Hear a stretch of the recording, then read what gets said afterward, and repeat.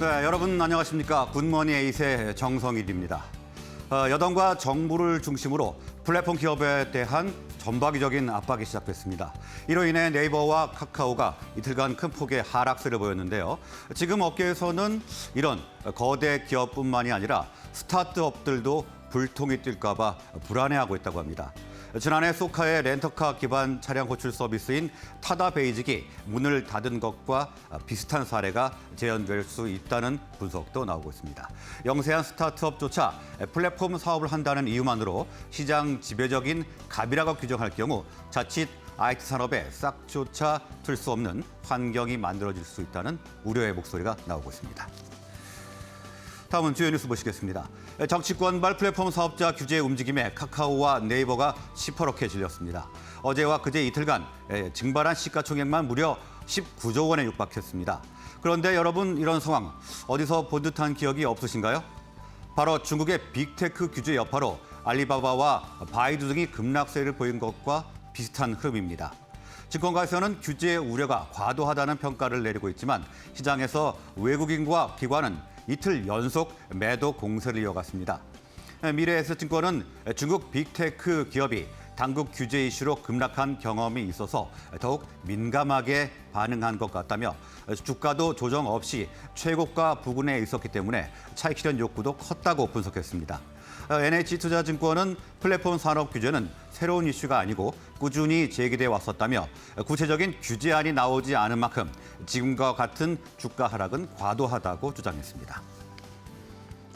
애플과 아마존, 페이스북과 구글 등이 델타 변이 확산에 따라 재택근무 계획을 내년 1월까지 연장하기로 했습니다.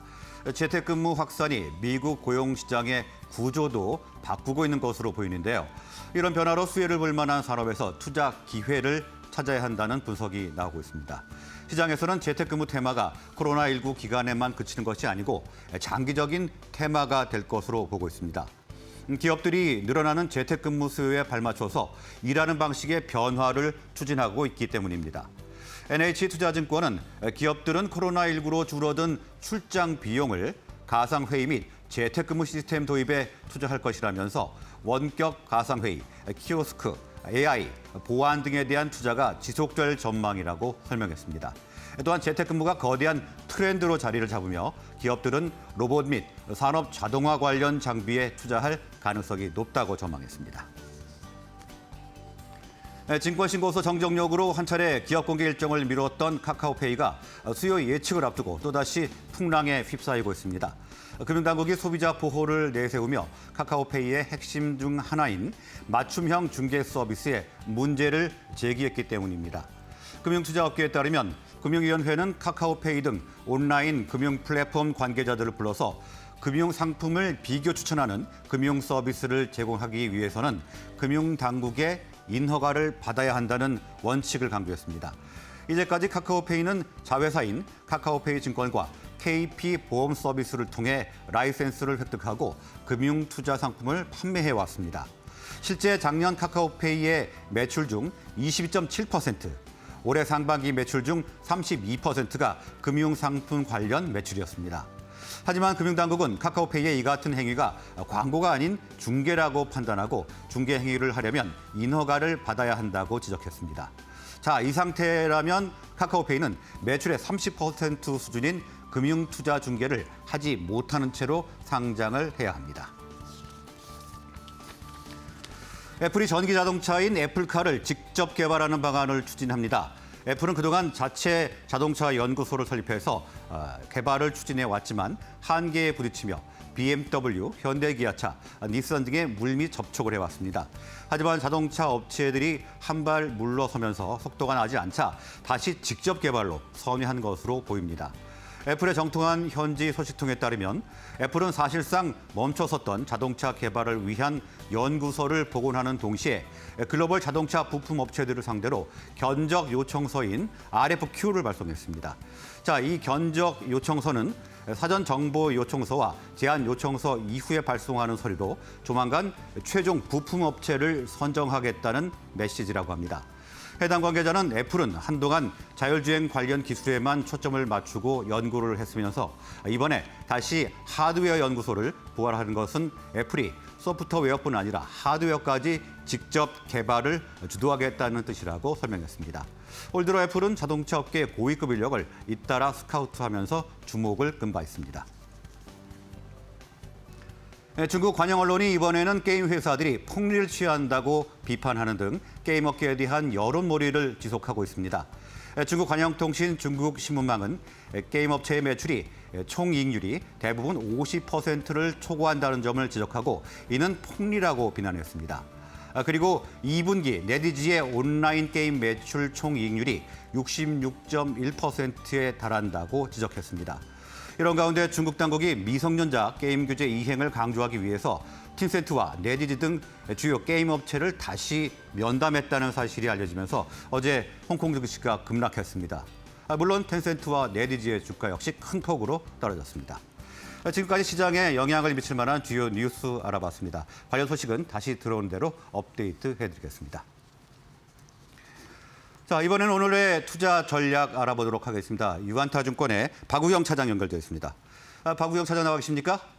네, 안녕하십니까. 네, 안녕하십니까. 오늘 어떤 투자 전략 가져가면 좋을까요? 최근 들어서 장세가 상당히 좀 어렵습니다. 시총 상위 종목들의 악재들이 이제 지속적으로 좀 터지면서 차익 매물들이 성장적 쪽으로 좀 많이 나오는 걸로 좀 보여주고 있고요. 어제는 이제 선물옵션 동시만기일이 동시에 전반적인 그런 규제 산업에 대한 그런 강화로 플랫폼 업체들의 주가가 전반적인 시장을 좀 짓누르는 좀 하루였다라고 좀 보시면 될 것 같습니다. 그 중에서도 최근에 이제 주가가 좀 오르는 업종이라고 좀 본다면은 하학 업종 중에서 일부 업종들은 상당히 좋은 성과를 좀 내고 있습니다.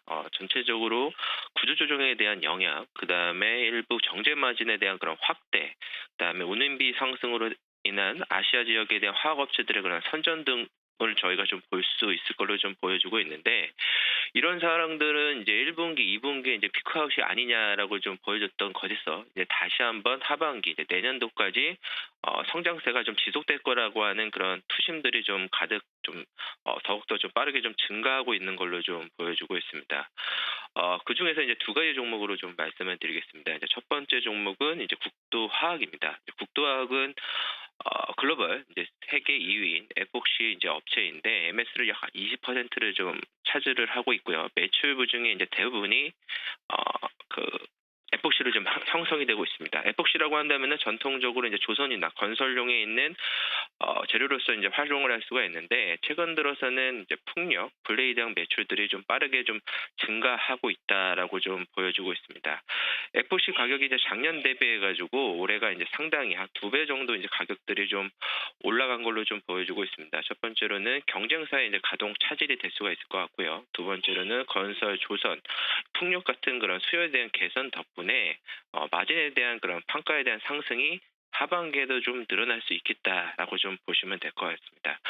최근 들어서 주가에 대한 움직임들도 상당히 좀 좋아서 지속적으로 저희가 좀 관심을 가져야 될 첫 번째 종목이 아닌가라고 좀 보여지고 있고요.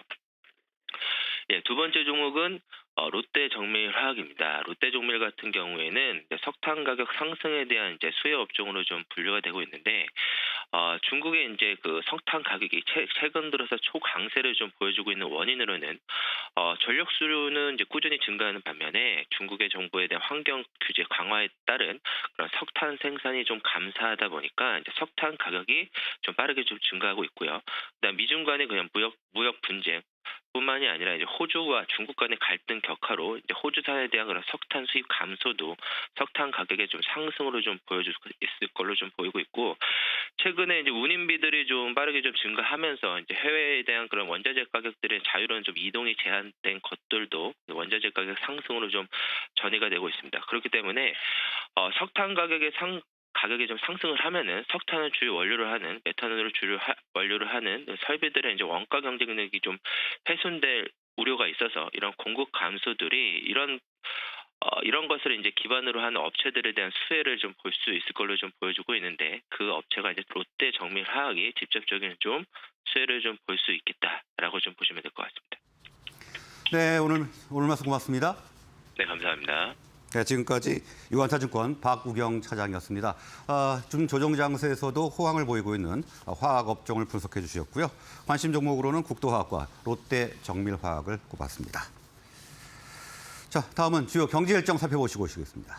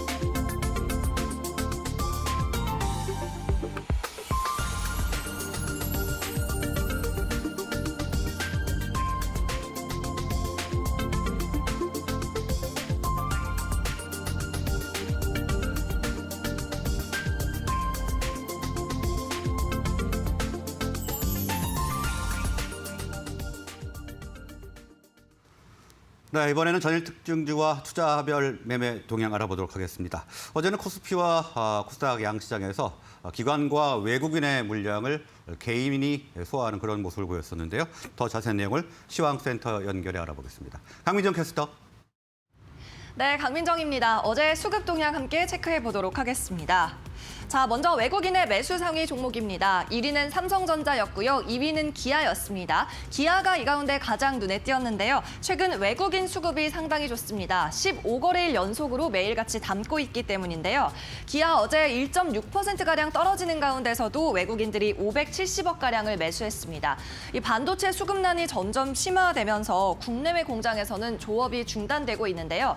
이 가운데 기아는 기아의 첫 수소차를 2028년에 출시하겠다고 밝혔습니다. 자, 3위 포스코였습니다. 원자재인 철광석의 값은 계속 떨어지는데 중국에서는 철강 제품의 생산을 줄인다는 기조가 계속되고 있습니다. 여기에 따라 국내 철광 업체들의 실적 기대 3, 4분기에도 높습니다. 자, 포스코 같은 경우에는 어제 외국인이 9거래일 연속으로 매수 이어갔습니다. 5위에는 KB금융이 위치했는데요. 어제 금융업 일부에도 외국인들 매수세를 보였습니다. 15위권 안에 은행주 4종목을 배치시킨 모습이었습니다. 4위에는 SK케미칼이 위치했고요. 계속해서 코스닥으로 넘어가 보시죠. 자, 코스닥 어제 어려웠던 시장 상황 속에서도 외국인들이 매수했던 종목은 대부분 상승했습니다. 이 가운데 카카오게임즈 제외하고는 전부 플러스권에서 마감을 했는데요. 네페스 아크 반도체 장비주입니다. 어제 외국인과 기관의 동반 매수 1위에 오른 종목인데 최근 기관 수급이 특히 아주 좋고요. 어제는 외국인과 기관의 대량 순매수가 나왔습니다. 자, 삼성과 TSMC 등이 시스템 반도체에 대규모 투자를 집행하는 가운데 수혜주로 꼽히고 있죠. 외국인이 200억 원가량 담았습니다.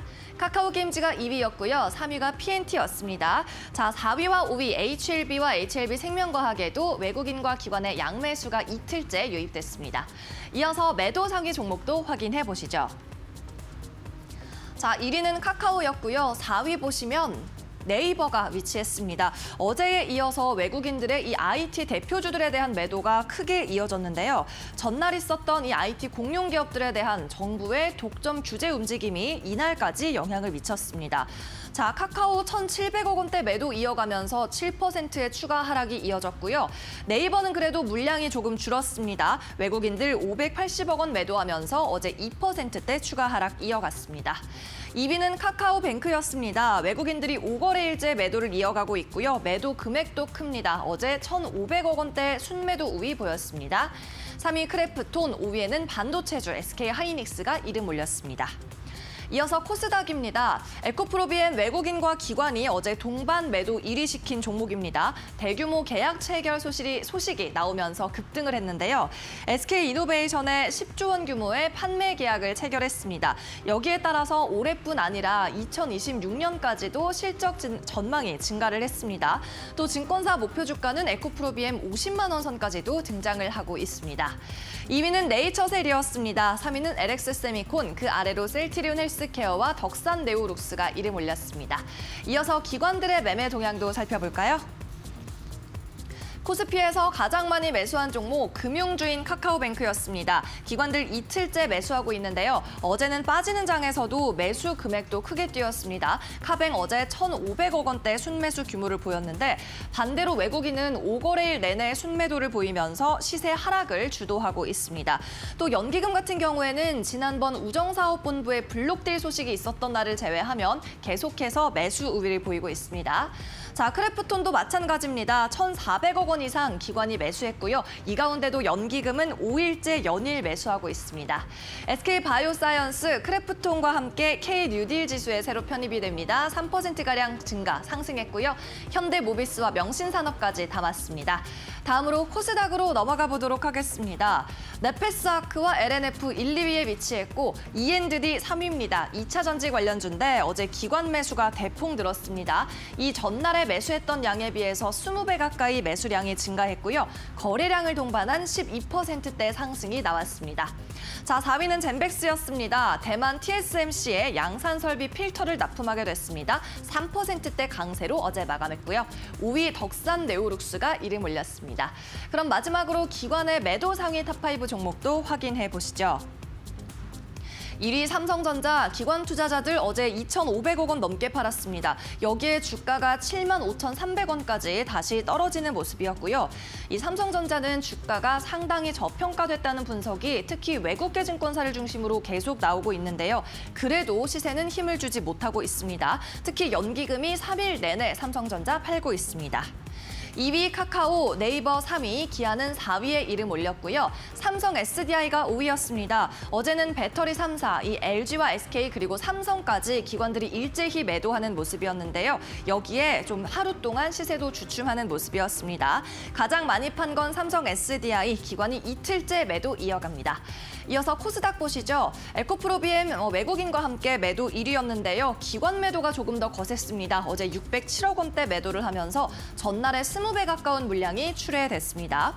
자, 카카오게임즈에도 매도 이어갔습니다. 300억 원대 매도가 집계됐고요. 3위 보시면 SM에 대해서 기관들 수급 최근 들쭉날쭉합니다. 어제는 YG를 가장 많이 팔았다면 오늘은 SM을 매도 상위에 올려놨네요. 그 아래로 천보 그리고 HK이노웬까지 이름을 올렸습니다. 네, 지금까지 굿모닝 바이앤셀 강민정이었습니다.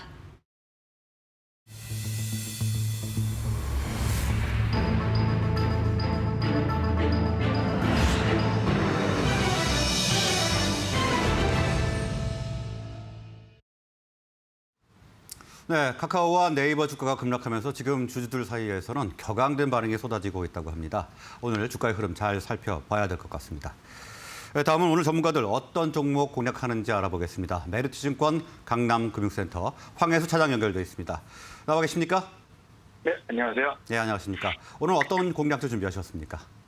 오늘은 대한제강을 말씀드리겠는데요. 대한제강 같은 경우는 2분기 실적 발표 이후 굉장히 고무적인 실적 컨센서스를 굉장히 뛰어넘는 2분기 실적을 발표를 했는데요. 이런 2분기의 호실적은 3분기에는 약간은 주춤할 것으로 전망이 되고 있지만 4분기부터는 다시 한번 최대 이익을 달성할 가능성이 높다라는 점에서 관심을 가져야 되는 부분이다라고 말씀드릴 수가 있겠습니다. 대한제강의 가장 큰 포인트라고 할 수 있는 점은 바로 철근의 실수요가 계속해서 증가하는 가운데 관련된 마진율이 높아지고 있고 최근 어떤 정부를 중심으로 한 그 분양 물량 증가에 대한 그 확고한 의지가 있기 때문에 계속해서 철근에 대한 가격 상승이 이어지고 있는 부분이 장기적인 수혜로 작용할 수 있다라는 점을 말씀을 드리겠습니다. 또한 대한제강 같은 경우는 최근 YK 스틸에 대한 그 지분율을 70% 이상까지 끌어올렸는데요. YK 스틸이 보통 철근의 유통 쪽에서 수익이 많이 나고 있는 상황이기 때문에 그 대한제강의 영업이익률은 2분기 10%는 높은 영업이익률을 달성한 이후에 4분기에는 15%까지 마진율이 올라갈 것으로 전망이 되고 있다는 점을 봤을 때 현재 가격 구간에서도 충분하게 상승할 수 있는 여력이 높은 철강주다 이렇게 말씀을 드리겠습니다. 네, 오늘 말씀 고맙습니다.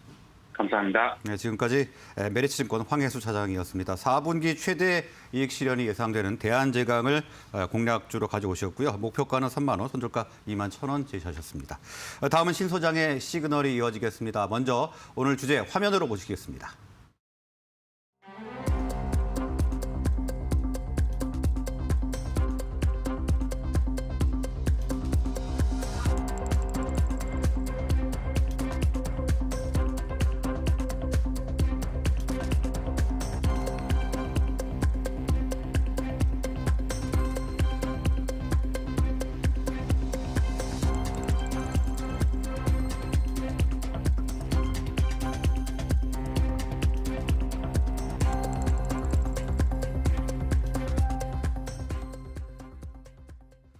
네, 그러면 신 소장의 시그널 시작하겠습니다. 벤자민 투자연구소 신일섭 소장 나오셨습니다. 어서 오십시오. 네, 안녕하세요. 네, 안녕하십니까. 자, 지금 최근에 그 롯데쇼핑과 LX 하우디스 2파전으로 지금 한샘 인수전이 각축전을 벌여왔었는데 오늘 단독 기사가 하나 떴더라고요. 롯데쇼핑이 지금, 유력하다. 네. 그 이후에 후속 기사가 네. 지금 찾아보는데 안 뜬 것 같은데요. 네, 아직 그 네, 기사 지금 하나였던 단독으로 것 일단 같죠? 하나 뜬 다음에 네. 뒤에 기사가 4개가 뜨긴 했는데 그 기사는 그 이전 얘기를 그냥 하고 있는 기사예요, 지금. 네, 네. 단독을 쓰기 전에 다른 데서 써놨던 걸 썼나 봐요, 지금. 아, 그렇습니까? 예, 뒤에 4개가 나왔는데 다른 거는 다 그 전 얘기를 그냥 쓴 거거든요. 제가 보니까. 예. 매경에서 지금 단독으로 롯데가 지금 선정됐다고 지금 이 기자님이 그냥 아무 근거도 없이 쓰시진 않았겠죠? 아무 일단 근거도 없이 조금 더 썼다면 굉장히 살펴봐야겠죠. 후속 네네. 네, 폭풍이 있을 수도 있기 때문에. 예. 왜냐하면 이전에 LX 하우시스가 굉장히 유력하다는 기사가 많이 나왔거든요.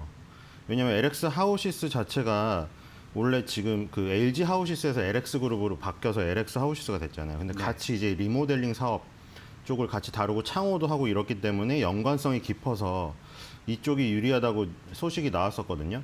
근데 갑자기 이제 롯데쇼핑이 뒤늦게 뛰어들었는데 롯데쇼핑을 더 지금 선호해서 이쪽이랑 협력을 했다. 일단 단독 기사가 나왔습니다. 예, 그래서 예. 뭐 지금 롯데쇼핑하고 한샘, LX 하우시스 종목 게시판에 들어가 보면은 지금 갑론을박이 굉장히 치열하게 새벽부터 벌써 올라오고 있습니다.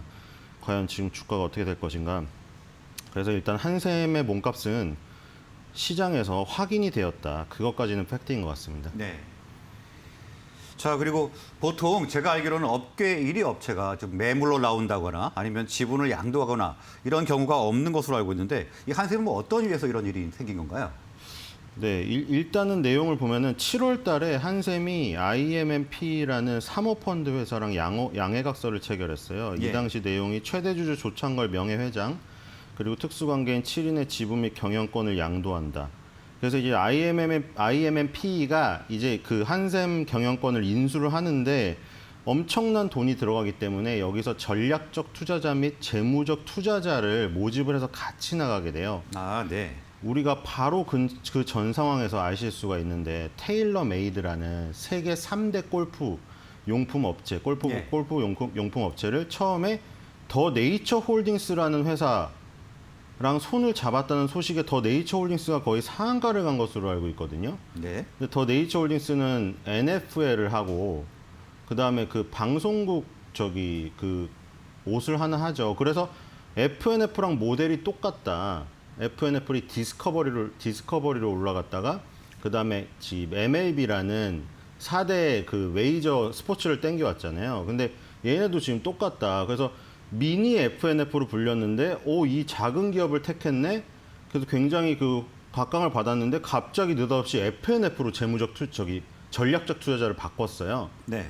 그래가지고 역시 이제 돈이나 규모에 못 당하는구나 이랬는데 거기서도 보면은 더네이처 홀딩스랑 FNF가 둘 다 전략적 투자자로 참여했거든요.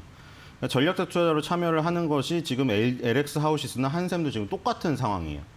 LX 하우시스랑 롯데쇼핑도. LX 하우시스랑 롯데쇼핑이 그냥 돈만 갖다 대는 게 아니라 한샘의 어떤 가치와 비전을 같이 공유하면서 그 새로운 시대를 끌고 나갈 마음이 있는 그게 전략적 투자자거든요. 그러니까 네. 지금 이런 것이 한샘과 롯데쇼핑, 한샘과 LX 하우시스 뭔가 시너지를 낼 수 있을 것 같다는 생각이 있기 때문에 여기 참여를 한 거고, 한샘은 왜 팔았냐?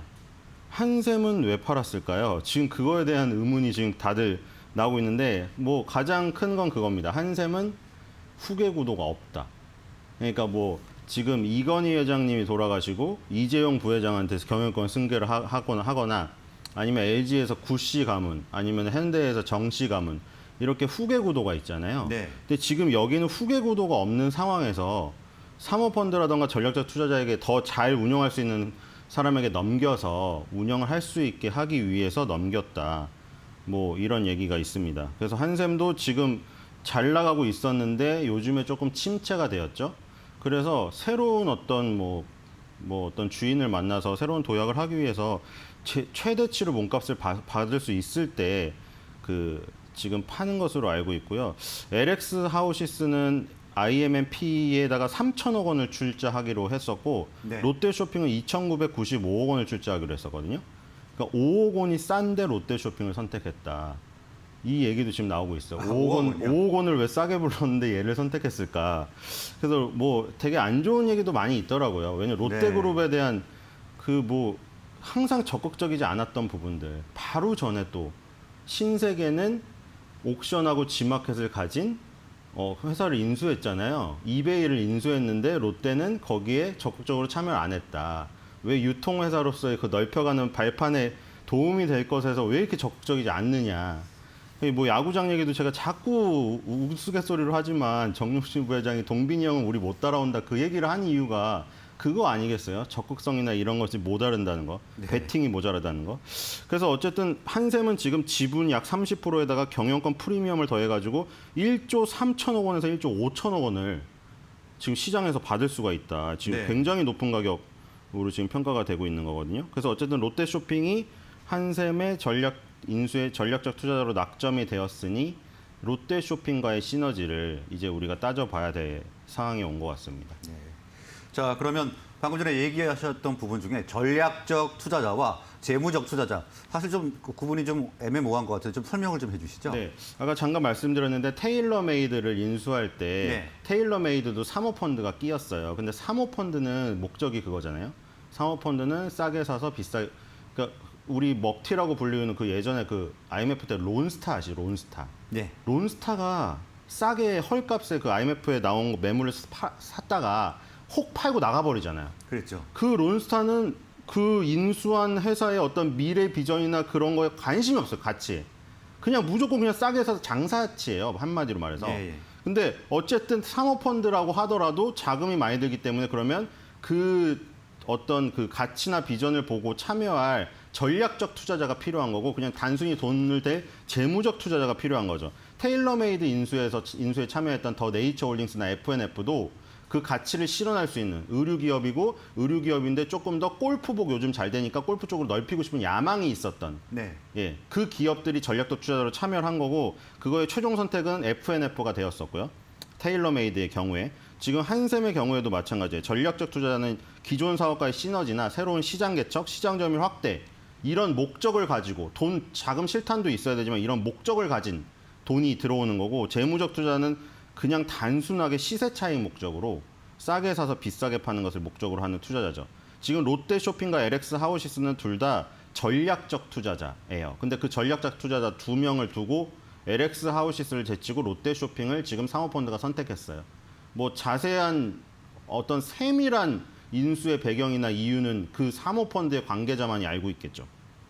네. 어쨌든 전략적 투자자 중에 한 명이 선택됐으니 우리는 그 선택된 전략적 투자자가 어떤 시너지 효과가 날 것인가 거기만 보면 될 것 같습니다. 네, 일단 선택이 된다면인데요. 이때 롯데쇼핑이 한샘을 인수하게 됐을 때 이 시너지 효과는 어떤 쪽으로 좀 봐야 될까요? 네, 일단 신세계, 현대, 롯데 뭐 지금 새로운 어떤 쿠팡이나 뭐 저 네이버나 이런 쪽에서 치고 올라오고 있지만 어쨌든 신세계, 롯데, 현대가 가진 이 유통망과 오프라인의 헤게모니는 지금 이런 뭐 IoT, 인터넷, 모바일 시대에도 계속 되고 있잖아요. 네. 신세계가 가장 적극적이고 쓱닷컴을 성공시켰고 뭐 지금 예를 들어 코스트코랑의 오프라인 경쟁에서도 이마트 트레이더스로 지금 승부를 걸어가지고 굉장히 큰 효과를 보고 있고 이런데 지금 신세계는 그 밑에 또 뭐였냐면 까사미아라는 회사를 인수했잖아요. 그래서 예. 이쪽 홈 퍼니싱 시장으로도 또 넓혔단 말이에요. 그러니까 신세계를 계속 바라만 보고 있는 거죠. 이베이 코리아 인수하고 까사미아 인수하고 이마트 트레이더스 넓혔는데 자기네는 롯데 빅마켓은 무너져가지고 지금 다 철수하고 있고 이런 여러 가지 상황들. 그리고 롯데가 하이마트를 인수했는데 크게 시너지 효과가 안 나는 이거. 한지붕 두 가족이지 한지붕이 시너지가 나려면 한지붕에 모였는데 한 가족이 되어야 돼요. 근데 한지붕에 롯데 하이마트라고 붙여놨는데 그 안에 직원들은 롯데 직원들과 하이마트 직원들이 화학적인 유기적 결합이 안 돼 버리니까 시너지 효과가 안 나 버리는 거죠. 이런 상황에서 롯데쇼핑이 돌파구를 찾은 게 한샘이었고 현대백화점은 또 현대리바트가 있잖아요. 그러니까 현대리바트랑 한샘이랑 지금 홈퍼니싱 시장 리모델링 시장에서 쌍벽인데 이 중에 한샘을 데려와서 우리의 이 침체된 그리고 항상 적극적이지 못했던 이런 거를 돌파하려는 욕구 그리고 가구 회사의 시너지 이걸 기대하고 뛰어든 것 같고요. 예를 들어 이게 이제 된다고 하면은 여러 가지로 활용할 수가 있죠.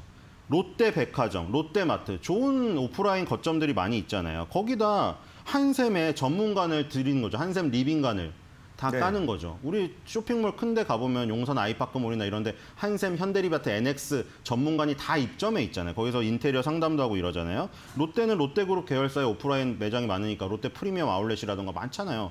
거기다가 리빙관을 설치할 수가 있겠죠. 그리고 롯데 하이마트. 하이마트도 요즘에 너무 장사가 안 돼서 변신하고 있는데 롯데 하이마트 어떤 지점 가면은 와인을 팔고 있거든요. 와인이요? 예, 와인을. 그래서 그냥 이거 안 되니까 고육책으로 할 수도 있는데 현대 리바트 아니 롯데 하이마트에서 파는 와인 냉장고가 있을 거 아니에요. 네. 그럼 와인 냉장고 옆에 두고 그 다음에 이 옆에는 그 와인을 같이 파는 거예요. 그래서 어떤 연계해서 조금 뭐 어떤 새로운 부분을 도모해 보려고 하는 그런 시도도 있는데 롯데 하이마트에다가 이제 인수가 가능하면 이제 한샘에 또 이제 인테리어 상담사들을 뭐 전담을 배치하던가 해서 인테리어 서비스 공동 마케팅을 할 수가 있겠죠. 신축 아파트가 들어선 곳에 롯데 하이마트가 있다. 그럼 롯데 하이마트에서 가전제품을 팔면서 한샘의 인테리어 서비스까지 같이 이렇게 연계해서 마케팅이 가능하겠죠. 그리고 롯데 또 장점이 뭐예요? 롯데도 장점이 많아. 이걸 활용을 못해서 그런 거지. 롯데건설에서 만드는 대표적으로 프리미엄 아파트는 롯데캐슬이 있을 것이고 그러면 그걸 지을 때 처음에 지을 때 이제 뭐 다 지을 거 아니에요. 시멘트 바르고 뭐 외벽하고 그다음에 가구를 빌트인을 넣을 건데 거기에 NX, 대림비앤코 이런 걸 안 넣고 한샘 거를 넣을 수가 있는 거죠. 그러면 네. 그런 것도 가능할 거고 그리고 롯데 첨단 소재가 있어요. 롯데 첨단 소재라는 그 롯데 계열사가 있는데 여기서 뭐 하냐? 인조 대리석 사업을 하고 있어요. 근데 요즘에 인조 대리석을 되게 좋아하시거든요. 어머님들이. 인조 대리석으로 천연 대리석은 비싼데 인조 대리석이 요즘에는 거의 천연 대리석 같이 보이게끔 나와요. 천연 대리석보다 가격은 싼데 그래서 주방 인테리어에 많이 쓰이거든요.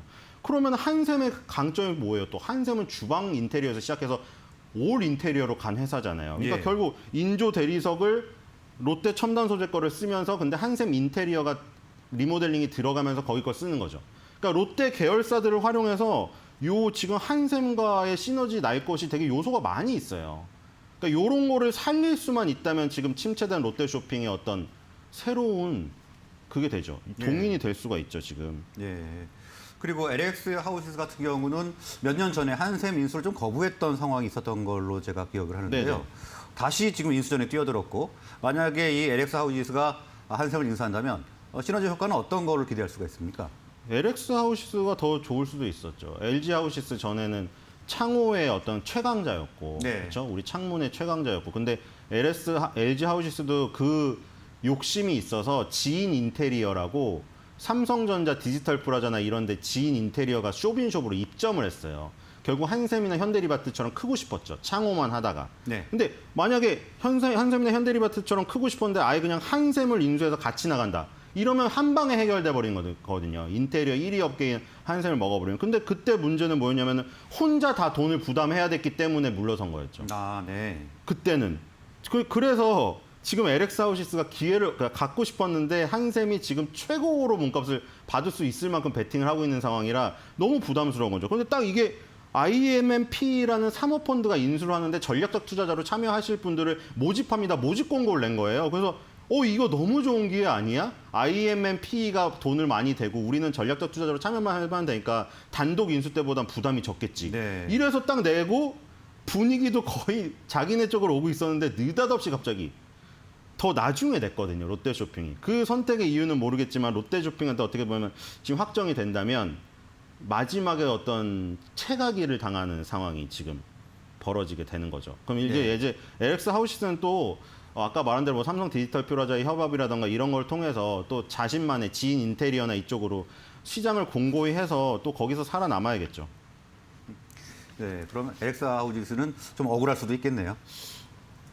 뭐 그런 얘기다. 제가 하는 얘기가 아니라 종목 게시판에 그런 얘기가 있더라고요. 네. 5억 원을 더 비싸게 써냈고 예. 먼저 했고 모든 언론사의 분위기나 이게 다 LX 하우시스로 오고 있었는데 갑자기 이렇게 됐을까?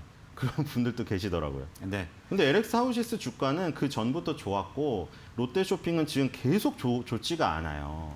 그래서 어떤 LX 하우시스가 그 부분이 없었더라도 얘는 이미 기술적으로 정배열이 완성됐기 때문에 그 이슈가 아니었더라도 일단 업황의 회복에 따른 한샘이나 현대리바트나 LX 하우시스가 거의 비슷한 유형으로 지금 움직이고 있거든요. 네. 조금 더 그래도 주가가 안 좋은 롯데쇼핑에 좀 동의이 되었으면 하는 또 저는 롯데쇼핑의 주주분들을 생각해서 네. 드리는 말씀입니다. 예, 그리고 아까 한샘 값이 뭐 1조 5천억 원 가까이 된다 이렇게 네. 얘기를 해주셨는데 사실은 좀 과도한다는 분석도 좀 있습니다. 이거 어떻게 보십니까? 네, 그렇게 말하시는 분도 계시더라고요. 예. 근데 한샘은 지금 그렇게 받을 수 있는 제 생각에는 마지막 기회가 아닌가 그런 생각이 들거든요. 지금 시점이. 네. 왜냐하면 한샘이 그 가장 컸던 이유는 이케아잖아요. 이케아가 들어왔을 당시에 다 죽을 거다. 이케아가 매기라고 했잖아요. 그래서 예. 매기 때문에 다 죽을 거라고 했더니 어항에 매기가 들어가니까 매기가 미친 듯이 꼬리짓을 하니까 송사리들이 살려고 발버둥을 하다가 송사리가 뚱뚱해져 버린 거죠. 그게 한샘이랑 현대리바트잖아요. 다른 중견업체들 다 나가 떨어지고. 그래서 한샘이 그 당시에 얼마입니까 이거? 만 원짜리가 34만 원을 가요. 근데 지금 네. 다시 12만 원 갔잖아요. 그래서 지금 한샘은 그 가장 피크를 치고 지금 다시 어떻게 보면 코로나19를 통해서 비대면 사회에 재난지원금도 나오고 비대면이다 보니까 집에서 홈 인테리어를 많이 신경 쓰다 보니까 다시 한번 도약의 발판을 딱 마련한 이때 새로운 어떤 그 조력자가 필요했던 이 시점. 여기서 가장 논값을 비싸게 부를 수 있는 지금 상황인 거죠. 그래서 한샘이 뭐 비싸다 뭐 싸다 이러신 분들 많은데 한샘 주주분들은 한샘의 가치나 시장의 지위를 봤을 때 절대 비싼 게 아니라고 또 주장을 하시고 계세요. 그래서 네. 그래서 한샘의 주주분들은 예, 정당하다. 왜냐 한샘의 지금 지위로 봤을 때 앞으로 이 홈 인테리어나 이런 것들이 더 커질 가능성이 크다. 왜냐하면 지금 다시 저기로 갔거든요. 한샘이 원래 막 무슨 평당 99만 원 막 이런 걸로 갔다가 다시 지금 어떻게 갔냐면은 완전 고퀄의 비싼 쪽을 또 내놨어요. 라인업을. 네. 그 한샘 그 키친바흐 쪽을 더 강화를 시켜버렸거든요. 그래서 이쪽 시장이 앞으로 지금 코로나19가 지금 완화되고 이러면 다시 뻥 터질 가능성이 있거든요. 근데 요 시점에 이 정도 돈을 안 받으면은 우리는 안 된다. 네. 이런 생각을 하고 계시기 때문에 뭐 각각 다른 것 같아요. 네, 주주분들에 따라서 각각 좀 다른데 뭐 어떤 분들은 적정하다고 보실 수도 있고요. 어떤 분들은 과도하다고 보실 수도 있겠습니다. 자, 그리고 이번 한샘 인수전의 투자 전략적인 관심에서 좀 보도록 하겠습니다. 지금 2파전이니까 한샘까지 포함하면 이제 3개사가 있지 않겠습니까? 한샘, LS, 그다음에 이 롯데쇼핑인데 투자 관점에서 본다면 어느 종목에 투자를 하면 가장 수익이 높겠습니까? 일단은 한샘이 제일 낫죠. 한샘이요? 왜냐면 한샘이 시장에서 그런 거 있잖아요. 우리가 말로만 그 뭐 있잖아요. 동물의 왕국에서도 그러잖아요. 여우가 나 사자죠. 사자가 왕인데 얘가 좀 늙은 거예요. 우리 예. 그 영화도 보면 나오잖아요. 막 힘 센 척 하는데 힘이 이미 늙어서 노쇠한 거예요. 그래서 하이에나가 너 직접 나와서 싸워봐. 그러면 너 질걸? 근데 사자는 뭔 소리야? 나 사자의 동물의 왕이야 이러잖아요. 그런 것처럼 우리가 말로만 했을 때 모르는데 사자가 진짜 싸우는데 하이에나 3명을 이겨버렸어. 그럼 걔는 진짜 센 거잖아요. 한샘도 뭐냐면 진짜 시장에 나와봤을 때 한샘이 좋다는 했지만 시장에 나와봤을 때 평가 어떨 거냐에 대해서 논란이 있었잖아요. 근데 예. 한샘이 시장에 딱 나왔는데 지금 몸값이 예상외로 받는 거예요. 이케아가 들어왔을 시절보다 사실 피크는 쳤다고 보여지는 사람도 많은데, 보는 사람도 많은데, 그러니까 한샘은 지금 인정을 받은 거예요. 와, 한샘의 몸값이 이 정도였다고? 사람들이 이렇게 원한다고 지금? 네. 그러니까 한샘은 몸값을 증명을 해버렸어요. 그렇기 때문에 주가에 어떤 이런 상승 요인이 되죠. 이렇게 되면. 이게 한샘이 가장 지금 요인이 되고 롯데쇼핑은 일단은 자금의 부담은 있겠죠. 근데 이게 시너지 효과가 나는 게 아까 말한 대로 그 시나리오들 있잖아요. 네. 롯데백화점, 롯데하이마트, 롯데건설, 롯데첨단소재 이런 계열사들을 이용한 사업에서 성과가 나오는 게 보이면 그때 이 인수 부담에도 불구하고 주가의 상승 요인이 조금 그 뒤에 될 것 같고 한샘은 지금 당장 몸값이 이미 시장에서 증명이 돼버렸기 때문에 이건 당장 그냥 일주일 내에 미치는 영향이 될 거다. 단기적으로. 이런 생각이 드네요. 제 개인적인 생각입니다. 네, 그리고 기술적인 부분도 고려를 했죠. 물론. 네, 기술적인 부분으로 한샘은 이미 약간 만들어 놓은 상황이거든요. 지금 거의 이게 만들지 않으면 이런 모습이 나올 수가 없어요. 지금 거의 1년이거든요. 1년을 이런 식으로 지금 다지면서 올라오고 있는데 살짝. 네. 그러면서 하나씩 다 돌파시켜놨죠. 120개월선하고 60개월선 살그머니 돌파해서 머리로 딱 올려놨잖아요. 여기서. 이게 올려놓으면은 어디까지 지금 열려 있냐면 여기까지는 열려 있어요. 여기. 네. 여기가 뭐냐면 2016년, 2017년, 그리고 2018년. 계속 여기 보시면 15만 원에서 16만 원 사이가 지지되다가 여기서 붕괴됐잖아요. 그리고 못 올라간 건데 지금 여기가 열린 거죠, 이제. 15만 원 언저리가. 여기까지는 열려 있다. 그리고 네. 거기가 만약 강력하게 돌파되면 새로운 시세가 시작될 수도 있겠죠. 좀 기대가 됩니다. 네. 자, 그리고 코로나 이후로 인테리어 관련주들이 굉장한 시세를 보였었지 않습니까? 네. 지금 최근의 상황은 어떤가요? 인테리어보다는 네. 인테리어가 사실 많이 못 올랐어요. 그렇습니까? 한샘이나 현대리바트가 별로 오르지를 못했죠. 오히려 건자재가 많이 올랐어요. 건설자재가 많이 올랐고 한샘이나 현대리바트 같이 보세요. 거의 오른 게 없어요. 네. 아까 내용은 뭐 비대면이어서 집에서 우리 집이 이렇게 들어왔었나? 우리 집이 이렇게 못 났었나? 맨날 밖에서 일하다가 이제 집에 들어와서 가만히 앉아 있으니까 그게 보이는 거예요. 그리고 야, 우리 집이 TV가 이렇게 작았나? 그래서 TV 교체 수요가 엄청 일어나 버리고 리모델링 수요가 엄청 일어났음에도 불구하고 그렇죠? 그리고 실적도 좋았음에도 불구하고 주가는 움직이지가 않았어요. 실적도 주가는, 좋았거든요. 네. 실적이 좋은데 안 올라요, 주가가. 그러니까 이게 실적이 좋다고 무조건 오르는 게 아니라 그 2015년에 왜 이렇게 강했을까? 그 이케아가 들어와서 이쪽 라인 완전히 흙탕물을 쳐놓으니까 이렇게 가는 거예요. 시장의 네. 이슈를 크게 불러일으키는 뭔가 사건이 있어야 돼요.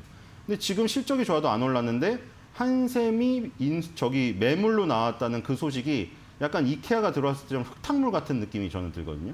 흙탕물을 치면 누군가는 그 흙탕물을 뚫고 나오는데 이 한샘 물고기가 약간 눈이 좋아 보여서 그런 상황이 오지 않을까 그런 생각이 들어요. 그래서 말씀하신 대로 지금 코로나19 비대면 상황에서 실적이 좋고 사람들이 리모델링을 많이 했는데도 예. 이슈가 안 돼서 못 올랐던 그 부분을 탁 건드려 준 게 이 인수전 효과가 아닐까 그런 생각이 듭니다. 그래서 한샘하고 현대리바트가 굉장히 지금 눌려 있잖아요. 네. 현대리바트는 약간 B2B가 더 많아요. 그게 점유율이 B2B가 더 많고 네. 이 한샘 같은 경우에는 B2C가 더 많아요. B2C요? 그 차이는 약간의 그 차이 때문에 현대리바트랑 이렇게 좀 갈린 걸 수도 있는데 어쨌든 둘 다 지금 이제는 조금 오를 때가 되지 않았을까 이런 생각이 듭니다. 다른 건자재주들은 엄청 많이 올랐어요. 실제로. 지금 그냥 하나만 보여드릴게요. 네. KCC 글라스라는 종목. 얘는 지금 창호를 유리를 만들고 뭐 제네시스 들어가는 유리도 만드는데 이렇게 이 정도 올랐거든요. 2021년에 여기 1월 달에 36,000원짜리가 2배가 됐어요. 근데 한샘이랑 현대리바트는 2021년 초반하고 비교해서 거의 오르질 않았어요, 지금. 이게. 그렇죠. 그래서 기술적으로 굉장히 위치 에너지가 낮기 때문에 지금 안 오른 걸 찾는다면 이런 게 유리하다. 물론 KCC 글라스 같이 지금 계속 가고 있는 거를 하는 것도 좋습니다. 근데 약간 결이 달라요. 전체적으로 봤을 때는 건설 건자재지만 안으로 들어오면 내용이 달라요. 네. 네. 그래서 뭐 단순 비교하기는 어려운데 잘 간 거를 하나 보여드리기 위해서 그냥 예로 대입한 거를 이해하셨으면 좋겠습니다. 예, 알겠습니다. 자, 오늘은 한샘 인수전에 대해서 자세하게 분석을 해봤습니다. 신일섭 소장이었습니다. 오늘 말씀 고맙습니다.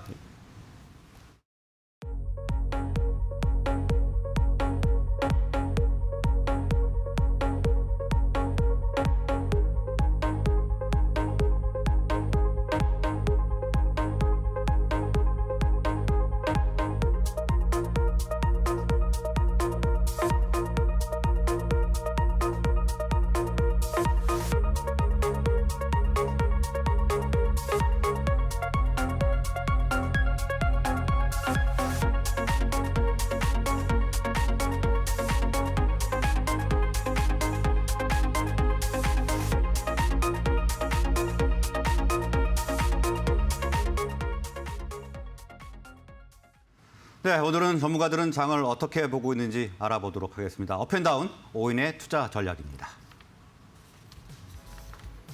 네, 5명의 전문가 가운데 3분이 오늘 하락장을 예상하셨습니다. 한 분만 상승장을 예측했고요. KTB 투자증권의 이성훈 과장은 보합세를 예측하면서 NC소프트와 카카오에 관심을 갖고 있다고 밝혔습니다.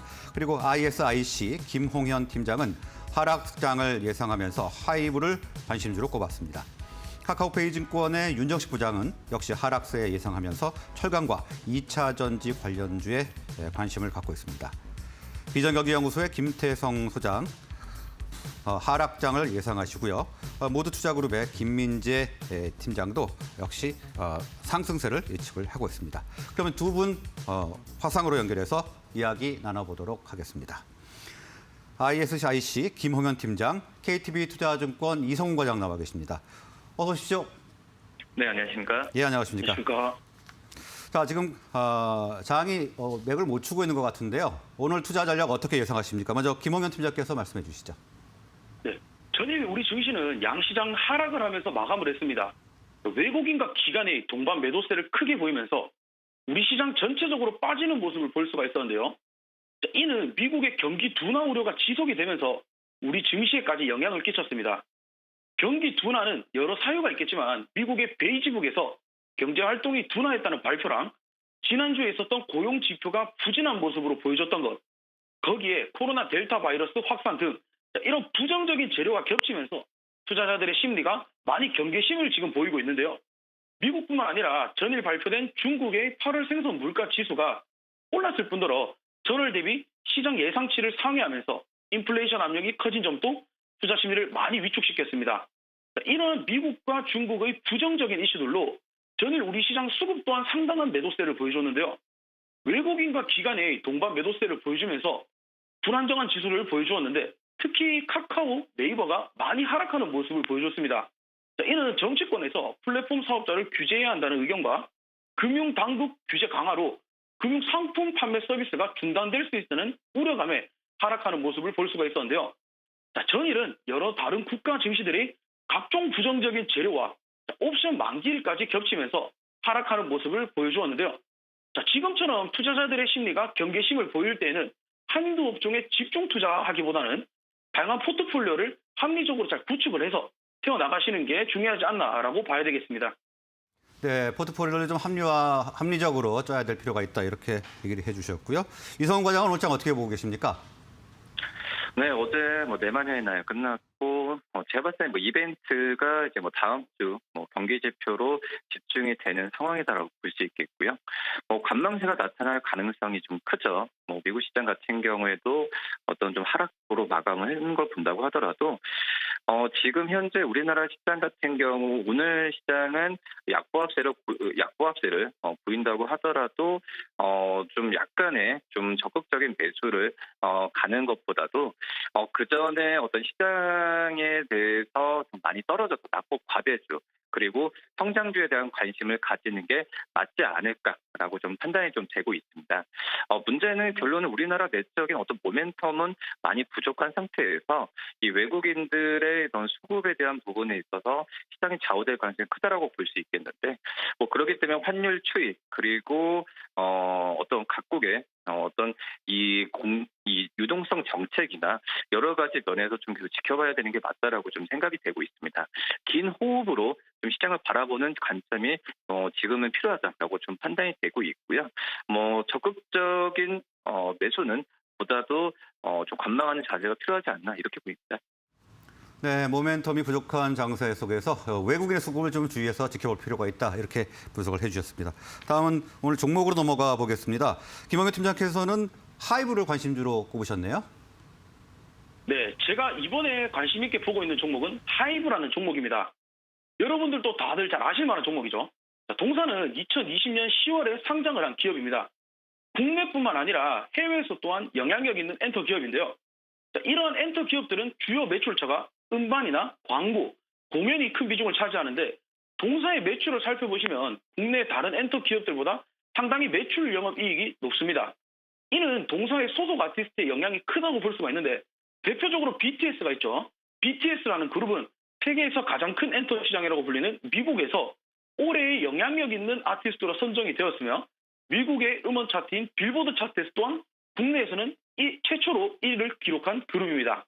또 동사는 이러한 아티스트들이 음반 사업뿐만 아니라 최근 코로나 이후로 낮았었던 공연 매출 비중 또한 최근 위드 코로나를 빠르게 시행한다는 중대본의 발표가 시행이 된다면 그동안 미뤄왔던 콘서트나 공연이 활발하게 이루어질 것이고, 자연스럽게 매출 이익 또한 증가할 수밖에 없다라고 판단이 되기 때문에 중대본의 발표가 나오기 전에 미리 선점을 해야 하는 종목이라고 말씀을 드리겠습니다. 네, BTS 소속사 하이브 관심주로 꼽아주셨고요. 이성훈 과장은 NC소프트와 카카오로 관심주로 꼽으셨네요.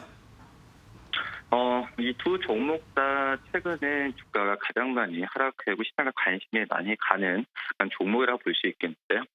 이 두 종목을 말씀을 드린 이유가 낙폭 과대주에 대한 부분에 있어서 좀 저가에 사자라는 관점으로 좀 말씀을 드리는 부분이고요. NC소프트 자사주 매입도 있고 이 블레드앤소울트에 대한 기능 개선도 있지만은 주가가 반등을 쉽게 좀 하지 못하고 있습니다.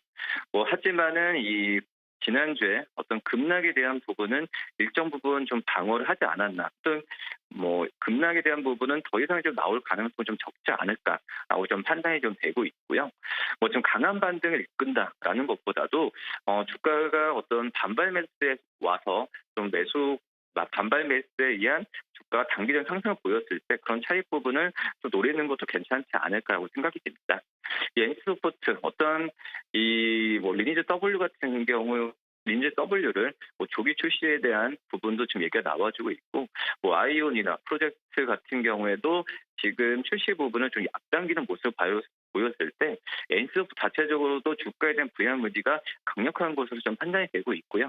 그렇기 때문에 주가라는 부분은 투자 심리를 미리 선반영하는 부분이기 때문에 그런 부분에 있어서 매수 관점을 한번 접근해도 괜찮지 않을까라고 좀 판단되고 있고요. 그다음에 카카오, 네이버도 마찬가지지만은 이 정부의 플랫폼 금융에 대한 규제에 대한 얘기 때문에 주가가 하락을 했지만, 결론으로 이제 카카오보다는 카카오페이죠. 이 카카오페이의 어떤 이슈라고 좀 판단이 되고 있고, 그렇기 때문에 카카오의 주가에 대한 부분, 물론 이 카카오페이의 성장이나 여러 가지 면에서 투자 우려가 좀 있긴 하지만, 실질적으로 봤을 때는 저는 이 카카오페이가 그 전에 어떤 등록을 한 판매업자 등록이나 여러 가지 면에서 봤을 때 시간이 좀 지나면은 좀 해결될 만한 이슈라고 좀 판단이 되고 있습니다.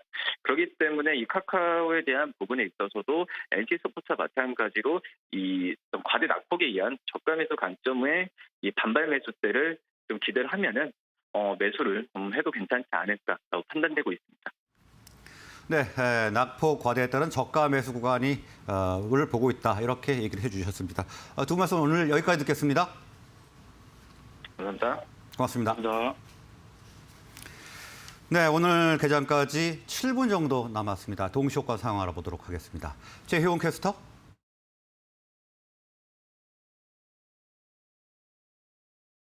네, 예상치 결과 짚고 가도록 하겠습니다. 간밤 뉴욕 증시 3대 지수 모두 하락하면서 거래 마감했습니다. 특히나 좀 반도체 쪽이 부진했는데 오늘 우리 증시 양시장도 모두 하락으로 출발할 것으로 보여집니다. 코스피는 3거래 연속 하락세를 나타내고 있습니다.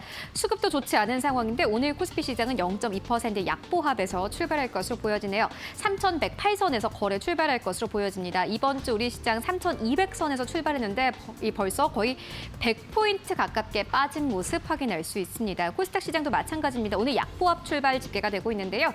1032선에서 거래 출발이 집계가 되고 있습니다. 시가총액 상위 종목들 함께 만나보도록 하겠습니다. 네, 1위부터 5위까지 삼성전자, SK하이닉스는 오늘 좀 엇갈릴 것으로 보여지는데 SK하이닉스가 1% 가깝게 상승 출발할 것으로 보여집니다.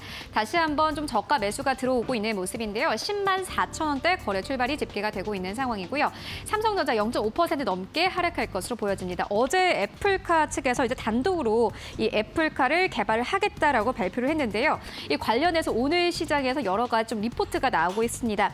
애플카의 자체 개발이 삼성, LG, SK 쪽에서 수혜를 누릴 것이다라는 긍정적인 전망이 나오고 있습니다. 그리고 어제 전해드렸듯이 수급 쪽이 조금 개선이 되고 있는 모양새입니다. 외국인들이 이거래 연속 삼성전자를 순매수하고 있습니다. 그리고 네이버는 오늘도 빠집니다. 1.6% 넘게 하락하면서 이제 39만 2,500원대까지 내려올 것으로 보여지는데요. 이번 주 40만 원대가 깨지고 이제 39만 원대에서 거래가 되고 있습니다. 그리고 삼성 바이오로직스 오늘 보합 출발 집계가 되고 있습니다. 91만 3천 원대 집계가 되고 있고 오늘 우선주는 1% 넘게 빠지면서 7만 700원대 거래 출발이 집계가 되고 있습니다. 6위권부터 10위권까지 함께 만나보시죠. 네, 네이버, 카카오 계속해서 좀 급락세를 나타내고 있습니다. 이번 주 들어서 시총이 총 19조 원이 증발을 한 상황인데 그럼에도 불구하고 또 긍정적인 또 전망이 나오고 있습니다. 기술적인 매수세가 유입되면은 다시 한번 반등을 시도할 것이다라는 증권사의 리포트가 오늘 아침에 나왔습니다. 저점을 어느 정도 형성을 하는지 그리고 어느 쯤에서 저가 매수가 들어오는지 오늘 확인이 필요해 보입니다. 그리고 LG화학 현재 약보합 출발 집계되네요. 74만 6천 원대, 삼성 SDI는 강보합입니다. 75만 원대 다시 한번 진입하면서 거래 출발할 것으로 보여지고요. 오늘 전반적으로 자동차주도 좀 약합니다. 현대차 약보합권 20만 8천 원에서 현재 거래 출발 집계가 되고 있고 셀트리온이 강보합 그리고 기아가 오늘 좀 빠집니다. 0.5% 넘게 하락하면서 8만 5,500원대 이번 주 들어서 외국인들이 끊임없이 사고 있는 상황입니다. 11위권부터 15위권까지도 함께 만나보시죠. 네, 11위권부터 15위권까지 오늘 카카오뱅크가 좀 크게 빠지네요. 2% 넘게 급락 흐름 나타낼 것으로 보여집니다. 일단 기관은 카카오뱅크를 2거래 연속 순매수하고 있는 상황인데 오늘 카카오뱅크가 좀 전반적으로 빠지고 포스코도 마찬가지입니다. 0.5% 넘게 하락하면서 35만 7,500원대 거래 출발이 집계가 되고 있습니다. 현대모비스는 2거래일 연속 하락세를 나타냈습니다. 2거래일 동안 거의 3% 넘게 빠졌는데 오늘 시장에서 강보합 출발 집계가 되고 있습니다. 27만 7,500원대 그리고 물산도 오늘 강보합 출발 집계가 되고 있는데요. 12만 8천 원대 거래 출발이 집계가 되고 있고 크래프톤 오늘 좀 하락폭이 깊습니다. 2% 넘게 하락하면서 46만 3천 원대 거래 출발이 집계가 되고 있는데 기관의 보호 물량이 오늘 해제가 됩니다. 이와 관련해서 오늘 시장에서 좀 하락폭이 깊을 것으로 보여집니다. 이외 종목들도 함께 만나보시죠. 네, 일단 오늘 코스피 1위권부터 15위권까지 혼조 흐름이 현재 집계가 되고 있는 상황인데 일단 16위권부터 20위권까지 보면은 SK 바이오사이언스 오늘도 잘 갑니다. 1.6% 넘게 상승하면서 30만 3천 원대에서 거래 출발 집계가 되고 있는데 간밤 뉴욕 증시에서도 백신주들이 일제히 강했습니다. 모더나가 이 더블샷 그러니까 한 가지 백신으로 독감과 이 코로나19를 모두 예방할 수 있는 백신을 개발하고 있다라고 발표를 했습니다. 백신 관련 주들이 일제 계속해서 상승 흐름을 나타내고 있는 상황입니다. 오늘 우리 증시에서도 마찬가지로 바이오 업종들, 특히나 이슈가 있는 기업들은 다시 한번 상승 출발이 집계가 되고 있는 상황이고요. SK텔레콤 오늘 0.6% 넘게 상승하면서 30만 3,500원대 현재 집계가 되고 있습니다. KB금융 오늘 약보합 출발 집계되네요. 5만 1,700원대에서 거래가 현재 형성이 되고 있습니다. 이어서 코스닥 시장도 함께 만나보시죠. 네, 코스닥 1위권부터 5위권까지 오늘 셀트리온 헬스케어 약보합 출발 집계가 되고요.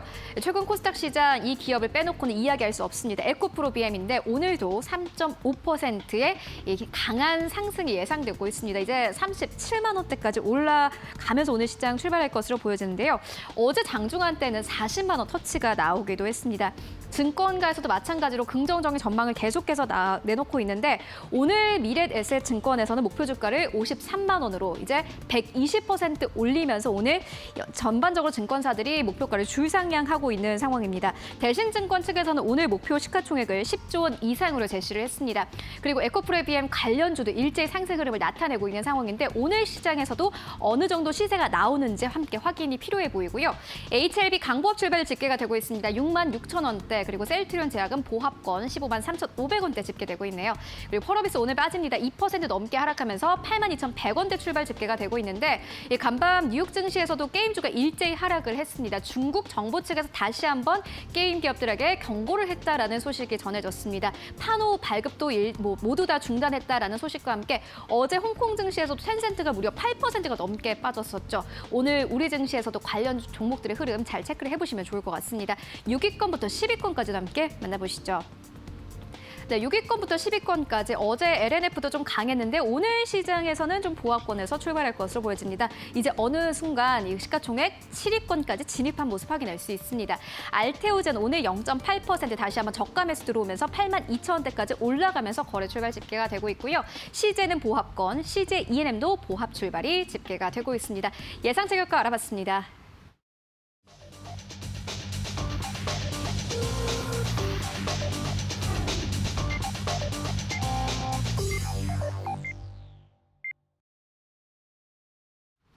네, 9월 10일 금요일 우리 증시 모두 개장이 됐습니다. 오늘의 한 주를 마무리하는 금요일장입니다. 간밤 뉴욕 증시 3대 지수는 부진했습니다. 현재 우리 증시는요, 보합권에서 거래를 출발을 하고 있습니다. 코스피는 빨간불입니다. 0.08%의 강보합 3,117선에서 거래를 출발하고 있는 상황이고 코스닥 시장도 마찬가지입니다. 0.07% 넘게 상승하면서 현재 시장 상승으로 거래 출발합니다. 1,035선에서 거래를 출발하고 있는 상황인데 일단 현재 개장한 지 얼마 되진 않았지만 기관의 매수가 조금 포착이 되고 있는 상황입니다. 코스피 시장에서는 SK 하이닉스가 0.49%의 상승으로 거래를 출발합니다. 일단 예상 체결가와는 크게 다르지 않은 선에서 거래를 출발하고 있는 상황인데 그래도 우리 시장의 ITD 투톱 종목 중에서 2위인 SK 하이닉스가 어느 정도 좀 빨간불을 켜주면서 시장이 전반적으로 상승으로 거래를 출발을 하고 있습니다. 코스피 자체가 좀 빨간불로 거래를 출발하고 있는 상황이고요. 삼성전자는 보합권에서 거래를 출발을 하고 있습니다. 오늘 시장에서 75,300원대에서 거래를 출발하고 있고 네이버 예상 체결가와는 다르게 빨간불이네요. 오늘 0.38% 강보합으로 거래 출발합니다. 더 이상의 추가 하락은 나오지 않은 상황인데 그래도 오늘 증시 끝까지 좀 지켜보셔야 할 것 같고요. 삼성 바로직스 현재 0.8% 넘게 상승하면서 92만 1,000원대, 이번 주에 91만 원대에서 92만 원대까지 올라오면서 거래를 출발을 하고 있습니다. 백신주 강한 상황이고 6위권부터 10위권까지도 함께 만나보시죠. 네, 카카오가 0.7% 넘게 하락합니다. 일단 네이버는 오르는데 카카오는 떨어지네요. 12만 7,500원대까지 내려가면서 거래 출발하고 있고 LG화학은 0.5%의 강보합으로 거래를 출발을 하고 있습니다. 삼성 SDI도 마찬가지로 0.27%의 상승 흐름이 나오고 있는데 최근 우리 증시가 좀 많이 빠졌었죠. 오늘 대형주 쪽으로 조금 저가 매수가 들어오는 모습입니다. 그리고 현대차는 보합권, 셀트리온도 마찬가지로 현재 보합권에서 출발하고 있는 상황인데 오늘 카카오 계열들이 일제히 좀 빠집니다. 카카오뱅크도 마찬가지로 1% 넘게 하락하면서 7만 1,000원대까지 내려간 모습 확인할 수 있고 오늘 철강주들 다시 한번 강합니다. 0.8% 넘게 포스코가 상승하면서 36만 2,500원대까지 올라가면서 거래를 출발을 하고 있습니다. 그리고 삼성물산도 마찬가지로 강보합권 그리고 SK바이오사이언스가 오늘 3% 넘게 강세 나타냅니다. 오늘 전반적으로 백신주 좀 강하고 LG전자도 마찬가지로 2% 넘게 상승하면서 거래를 출발을 하고 있습니다. 이어서 코스닥 시장의 상황은 어떤지 또 만나보도록 하겠습니다. 네, 이번 주에 에코프로비엠 계속해서 우상향 그래프를 그렸는데 오늘 다시 한번 강세로 거래를 출발하고 있습니다. 1% 넘게 상승하면서 36만 1,500원대 오늘 시장에서 어느 정도 좀 고점을 높이는지도 역시나 관전 포인트로 보이고요. 셀트리온 헬스케어 강보합권에서 거래를 출발하고 있습니다. 게임즈도 마찬가지로 0.24%의 강보합에서 거래 출발하고 있고 이번 주에 쉴 새 없이 올랐던 HLB 오늘은 좀 쉬어갑니다. 0.6% 넘게 하락하면서 65,400원대에서 거래를 출발하고 있습니다. 그리고 펄어비스가 이제 6위권까지 빠졌는데 오늘 시장에서 3% 넘는 급락으로 거래를 출발하고 있습니다. 81,400원대 앞서서 전해드렸듯이 중국 측에서 다시 한번 판호 발급을 중단을 했다라는 소식이 전해지면서 오늘 시장에서 관련 기대감이 나왔던 기업들은 일제 하락으로 거래를 출발하고 있습니다. 게임주들 전반적으로 좀 부진한 상황이고 LNF 오늘 시장에서 큰 폭의 상승은 아니지만 그래도 빨간불로 출발합니다. 강보합권에서 거래 출발을 하고 있고요. SK머티리얼즈는 0.3% 넘게 하락하면서 거래를 출발을 하고 있습니다. 지금까지 개장 상황 알아봤습니다. 네, 오늘 장이 다행히도 상승세를 출발을 하고 있습니다. 먼저 코스피는 0.3%가 오르고 있습니다. 3,124포인트를 나타내고 있고요. 코스닥은 0.17%가 오르고 있습니다. 1,036포인트 거래되고 있습니다. 그리고 원단으로 환율 잠깐 보면 2.5원이 상승하고 있습니다. 1,169원에 거래가 되고 있습니다. 자, 그러면 두 분 전문가 모시고 오늘 장 자세하게 살펴보도록 하겠습니다. 위드금융 정태근 팀장, 하나금융투자 삼성동 금융센터 윤여민 팀장 나오셨습니다. 어서 오십시오. 반갑습니다. 네, 안녕하십니까. 반갑습니다. 네. 자, 일단 오늘 장이 상승세로 출발했습니다. 정 팀장님, 카카오하고 네이버도 일단 급락세는 조금 멈춘 것으로 보이는데요. 네네. 오늘 코스피 정리부터 좀 해주시죠. 네, 일단은 코스피부터 한번 정리를 해보자면은 일단 네. 코스피 같은 경우 0.3% 가량 이제 상승 출발을 하고 있는 상황입니다. 이틀 동안 어쨌든 옵션 만기라는 이슈를 맞이를 하게 되면서 시장의 변동성이 상당히 큰 모습들이 나타났는데 어쨌든 만기일이 끝났기 때문에 이 만기일 이후에 일시적으로라도 이제 안정을 좀 찾아가는 모습들이 나타나고 있다 볼 수가 있을 것 같습니다. 네. 저는 옵션 만기일 이슈가 있었는데 아무래도 저 개인적으로는 외국인들의 어떤 수급 영향보다는 금융투자 섹터였던 그 대량의 매도가 시장에 상당히 큰 영향을 미쳤다라고 생각을 하고 있는데 저 개인적으로는 금융투자 섹터였던 수급 동향은 차익 거래성 어떤 매매 성향이 상당히 크다라고 생각을 하고 있습니다. 그러다 보니까 금융투자 섹터에서 매도가 대량으로 나왔다는 건 매도 차익 거래가 발생이 됐다는 얘기고 이 매도 차익 거래는 파생 시장에도 영향을 줄 수밖에 없기 때문에 전일 변동성이 상당히 컸다라고 생각을 하고 있습니다. 그렇기 때문에 오늘 저 개인적으로는 외국인 쪽보다는 이 금융투자 섹터를 중심으로 한 기관의 수급이 얼마나 또 안정을 찾느냐 그런 부분들이 또 시장의 변수가 되지 않을까라고 생각을 하고 있습니다. 그래서 어제 그 금융투자 섹터가 9,500억이 넘는 매도가 나왔었는데 어쨌든 장 초반에 이 금융투자 섹터가 매수에 나서게 되면서 그러니까 매도에서 매수 전환이 되게 되면서 시장이 좀 안정을 찾아가고 있는 것 같습니다. 자, 그렇다면 이제 그 옵션 만기라는 하나의 산을 또 넘었습니다. 그럼 이제부터 확인될 산은 이제 미국의 경기 정점 가능성 그리고 그 네이버란지 카카오 중심의 어떤 규제 가능성 이런 부분들을 얼마만큼 또 잘 극복을 하느냐가 이제 시장이 추가적으로 반대로 가느냐 아니면 또 지지부진한 모습이 나타나느냐 그런 변수가 되지 않을까라고 생각을 하고 있습니다. 그래서 그런 부분들 참고하시면서 또 업종을 한번 보게 된다면은 아침 장 초반에 제약 섹터 그리고 전기가스 그리고 항공 그리고 철강금속 그리고 기계업종 유통업종이 현재 강세를 보이고 있는 상황입니다. 일단 철강업종이라든지 기계업종 그리고 운수창고업종 같은 게 상승을 보인 이유는 최근에 잘 아시다시피 시장이 하락을 할 때 철강, 기계, 건설 그리고 해운주 중심으로 한 운수창고업종이 약세를 보였었기 때문에 또 반대로 시장이 상승을 나오게 되면은 너무나 당연히 기술적 반등, 낙폭과에 대한 기술적 반등이 나올 수밖에 없기 때문에 일단 시장의 상승을 좀 주도하고 있다라고 보시면 좋을 것 같습니다. 그리고 앞으로 철강이라든지 기계 이런 업종들 같은 경우는 아무래도 미국 인프라 투자와 연관성이 있는 업종이기 때문에 어쨌든 시장 하락에서 벗어나게 되면서 미국 인프라 투자에 대한 어떤 수혜를 얼마만큼 또 빠르게 반영을 하느냐 이런 부분을 또 관전 포인트로 좀 말씀을 한번 드려보고 싶고요. 그리고 아침 쪽에 제약 섹터가 강세를 보이고 있는데 신풍제약이 3.9%, 진원생명과학이 3.2%, 삼성바이오로시스가 1.8%, 부항약품이 1.8%가량 현재 강세를 보이고 있는 상황입니다. 그리고 항공주도 마찬가지로 대한항공 중심으로 해서 현재 상승세를 보이고 있는 상황입니다. 제주항공이 상당히 큰 폭으로 상승을 하고 있는데 9.7%가량 상승이 나오고 있습니다. 일단 제약 sek터와 항공업종을 같이 연결해서 말씀드리는 이유가 뭐냐면 그 질병관리청에서 정례 브리핑을 통해서 경구용 치료제에 대한 어떤 긴급 사용 승인 논의 이런 얘기가 나오게 되면서 제약 섹터 아침 쪽에 강세를 보이는 상황이고요.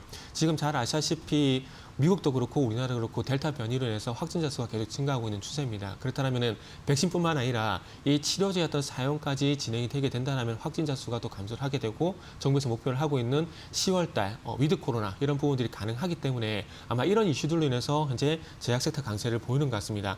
특히나 신풍제약이라든지 부강약품 이런 진원생명과학 이런 기업들 같은 경우에는 잘 아시다시피 최근에 경구용 치료제에 대해서 임상 이상을 현재 진행하고 있는 기업들입니다. 그래서 통계적 유의성 확보에 대한 부분은 조금 미비진하긴 하지만 어떤 바이러스 사멸이라든지 임상적 유의성은 조금씩 확보를 해 나가는 기업들이기 때문에, 그리고 뭐 이 부강약품 같은 경우에는 또 마찬가지로 이런 부분들을 그 통계적 유의성 확보에 대한 부분들을 좀 보완을 하게 되면서 또 새롭게 임상을 진행하고 있는 상황이고요. 그리고 진원생명과학 같은 경우는 잘 아시다시피 최근에 임상 이상의 어떤 피임삼자를 모집을 하고 있는 상황입니다. 그래서 아무래도 경구용 치료와 연관성이 있는 종목들 중심으로 해서 강세를 보이고 있고, 이 강세 흐름이 제약색제였던 주도를 하고 있는 부분들이 나타나고 있습니다. 그리고 항공주 같은 경우도 이 부분 연결시켜 보게 된다면 당연히 또 위드 코로나가 가능해지게 된다면은 또 마찬가지로 이제 여행 수혜가 올라갈 수가 있고요. 그러면 이 여행 수혜가 올라간다는 건 여객 수가 또 올라간다고 연결시켜 볼 수가 있습니다. 그래서 그런 부분들을 보게 된다면은 일단 어쨌든 단거리 해외 노선, 그러니까 단거리 해외 노선은 일본이라든지 그리고 동남아 쪽, 중국 쪽 이쪽 노선이라 보시면 될 것 같은데, 아마 여객 수가 증가를 하게 된다면은 뭐 장거리 해외 노선도 수혜가 되지만 그보다 더 아무래도 그 단거리 해외 노선 쪽, 제주항공이라든지 아시아나항공 이쪽으로 수혜가 더 크다라고 시장에서 판단을 하고 변동성이 조금 더 크게 나타나고 있다고 좀 볼 수가 있을 것 같습니다. 자, 그리고 반대로 하락하는 업종 같은 경우는 은행 업종이 현재 좀 하락을 하고 있는데, 뭐 개별적으로 전부 하락을 하는 것은 아니고 카카오뱅크에 대한 영향이 좀 큰 것 같습니다. 최근에 카카오뱅크 같은 경우에 카카오뱅크 같은 경우에 지금 시장 최근 한 5거래 정도 현재 하락을 하고 있는 상황인데, 아무래도 이 카카오뱅크에 대한 영향이 좀 상당히 크게 좀 나타나는 것 같습니다. 그런데 아시다시피 우리나라 같은 경우는 지금 이제 금리 인상에 대한 얘기가 계속해서 나오고 있는 상황이기 때문에 장 초반에는 미국 국채금리 하락 소식으로 영향을 좀 받겠지만은 개장하고 난 이후에는 아무래도 국내 금리 인상 소식 이런 부분들로 좀 반영이 되게 되면서 낙폭을 좀 축소하지 않을까라는 말씀을 드릴 수 있을 것 같습니다. 그래서 오늘은 어쨌든 기분 좋게 하락하는 업종보다는 상승하는 업종들이 전반적으로 우세한 상황이다라고 말씀드리면서 일단 마무리 좀 하도록 하겠습니다. 예, 일단 상승폭이 조금씩 커지고 있습니다. 지금 코스피는 0.4%가 오르면서 3,128포인트, 그리고 코스닥도 0.46%가 오르면서 1,039포인트 기록하고 있습니다. 자, 그럼 이번에는 윤여민 팀장께 질문을 드리겠습니다. 코스닥 시황, 이거 지금 시황 좀 살펴주시죠. 예, 일단 이번 주에 좀 사실 좀 상승 추세에 있다가 이제 오히려 지금 수요일 날 그러니까 9월 8일이죠. 수요일 날 오히려 좀 장대 음봉을 좀 맞았습니다. 그래갖고 지금 천선을 약간 좀 위협받는 어떤 수준까지 올라갔습니다만, 일단 다시 양봉을 키면서 지금 반등을 지금 시도하려는 모습입니다. 사실 이제 1050선에서 지금 어떻게 보면 다시 한번 전고점을 뚫기 위한 노력을 했었습니다만, 좀 수요일 날 좀 음봉을 좀 맞았었는데, 이런 부분에서 좀 옵션 만기나 뭐 이런 부분을 좀 선 조정받은 부분이 아닌가라는 생각을 하고 있습니다. 다만 일단 이번 주 같은 경우는 뭐 미국 증시 사실 뭐 좋은 부분이라고 말씀드릴 수는 어려울 것 같고요. 결국 이제 신고가 흐름에서 나오는 뭐 자연스러운 좀 조정이 아닐까 좀 싶습니다. 다만 이제 지난주에 어떤 양봉을 좀 어떻게 보면 다 하락으로 전환시키는 음봉이 지금 이번 주에 나온 부분이 있기 때문에 빠르게 좀 상승 전환할 수 있는 어떤 그런 계기를 마련해야 되지 않을까 싶습니다. 다만 일단 오늘 같은 경우 금요일임에도 불구하고 좀 산뜻하게 좀 출발하고 있다는 점에서 일단은 좋은 신호라 말씀드릴 수 있을 것 같고, 또 앞에서 이제 말씀해 주셨지만 최근에 이제 위드 코로나 관련된 이제 그 종목들의 좀 시세가 조금씩은 좀 나오지 않나 좀 생각을 하고 있습니다. 물론 이제 삼성전자, SK 하이닉스 같은 이제 코스피 쪽에 어떤 대형주들의 어떤 힘이 사실은 좀 눌러둘러도 계속 올라오는 어떤 힘을 좀 보이고 있는 부분이 있고요. 다만 이제 코스닥 같은 경우는 코스피에 비해서 그래도 그나마 좀 조정을 덜 받았던 부분이 있기 때문에 여전히 좀 상승 추세가 좀 더 코스피보다 좀 업사이드가 있지 않을까 좀 생각을 하는 부분이 있다 말씀드릴 수 있을 것 같습니다. 다만 이제 코스피와 마찬가지로 코스닥 같은 경우도 수급은 여전히 좋지 않은 부분이 있다 말씀드릴 수 있을 것 같은데요. 일단 외인과 기관이 계속해서 좀 매도를 하고 있는 부분들, 이런 부분을 지금 개인이 대부분 좀 받아가고는 있습니다만 여전히 좀 수급에 대한 공백은 좀 아쉽다 말씀드릴 수 있을 것 같습니다. 그리고 일단 코스닥 같은 경우는 시가총액 큰 종목들이 대부분 뭐 제약바이오 쪽인데 2차 전지 관련된 종목이라 말씀드릴 수 있을 것 같은데요. 사실 이제 어제 좀 상당히 큰 공시가 있었습니다. 바로 이제 에코프로 BM에서 지금 큰 공시가 있었고, 오늘 또 관련돼서 뭐 SK 이노베이션 관련된 쪽으로서도 공시가 나왔기 때문에 분명히 2차 전지 관련 쪽으로 좀 분명히 좀 온기는 다시 한번 오지 않을까 생각을 하고 있습니다. 특히 이제 코스닥 같은 경우는 좀 고포 업종에 관련된 좀 선순환이 좀 빠르게 좀 진행을 되고 있는데요. 특히 이제 2차 전지 관련된 종목들, 뭐 수소와 관련된 종목들, 여기에 신재생 관련돼서 이제 풍력이나 태양광 관련된 종목들이 어떤 고포 업종에 빠른 순환매가 돌고 있다 말씀드릴 수 있을 것 같습니다. 특히 이제 양극재의 대장이죠. 앞서 말씀드렸던 에코프로의 BM 같은 경우는 사실은 이제 상당히 PER이 좀 높이 올라가 있음에도 불구하고 계속 상승을 하는 모습을 좀 보여주고 있기 때문에 좀 상대적으로 좀 저렴한, 좀 가격이 싼 업종, 그러니까 2차 전지 내에서도 다른 업종에 분명히 좀 낙수 효과가 있지 않을까 좀 생각을 하고 있습니다. 그리고 일단은 제약바이오 쪽 관련돼서는 이제 백신과 관련된 부분들, 치료제 관련된 부분에서 분명히 지금 다시 한번 좀 모멘텀이 나오지 않을까 좀 생각을 하고 있는데, 특히 이제 셀트리온을 셀트리온은 코스피에 있으니까 셀트리온 헬스케어라든지 셀트리온 제약 관련된 종목들, 분명히 이제 치료제가 나온다면 분명히 게임 체인저 역할을 할 것으로 보이고 있기 때문에 백신과 관련된 종목도 상당히 좀 계속해서 봐야 되는 부분이 있습니다만, 치료제 관련된 부분도 좀 계속해서 지켜봐야 되지 않을까 좀 생각을 하고 있습니다. 예, 지금까지 코스닥 시황 짚어주셨고요. 지금 투자주체별 매매 동향을 잠깐 보도록 하겠습니다. 코스피 시장에서는 외국인이 오늘도 팔고 있습니다. 1,100억 원 정도 매도를 보이고 있고요. 개인과 기관이 900억, 각각 187억 원 매수 우위를 보이고 있습니다. 그리고 코스닥은 역시 개인이 사고요. 기관과 외국인이 매도세를 보이고 있습니다. 개인이 1,300억 원의 매도 우위, 외국인이 2,300억 원 매수 우위로 죄송합니다. 134억 원 매도 우위를 보이고 있습니다. 기관은 386억 원 매도입니다. 자, 이번에는 특징 상황 좀 알아보겠습니다. 정태근 팀장께 질문을 드리겠습니다.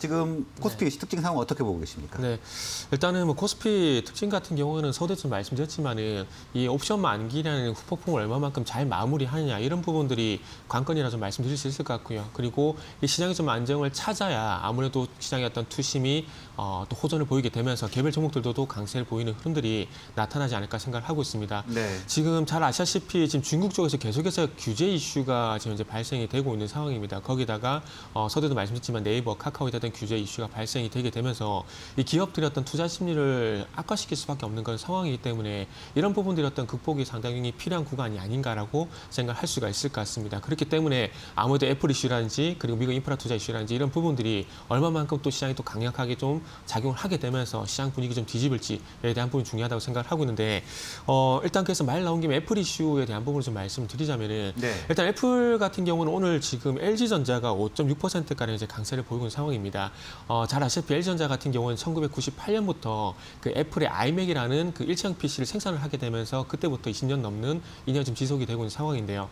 그래서 이런 인연을 통해서 최근에도 잘 아시다시피 아이패드라든지 아이폰에 들어가는 디스플레이를 LG 디스플레이가 이제 공급을 하고 있는 상황이고, 그리고 잘 아시다시피 LG 니오텍이 또 카메라 모듈을 현재 공급을 하고 있는 상황입니다. 네. 자, 그래서 이런 인연들을 한번 참고해 보게 된다라면은 잘 아시다시피 차체에 대한 생산은 지금 LG 마그나 쪽으로 맡길지 도요타 쪽으로 맡길지 이런 부분 좀 미궁 속에 들어갔지만 중요한 건 이 애플카에 들어가는 전장 부품들 같은 경우는 LG 쪽에서 맡을 가능성은 상당히 높다라고 저는 개인적으로 판단을 하고 있습니다.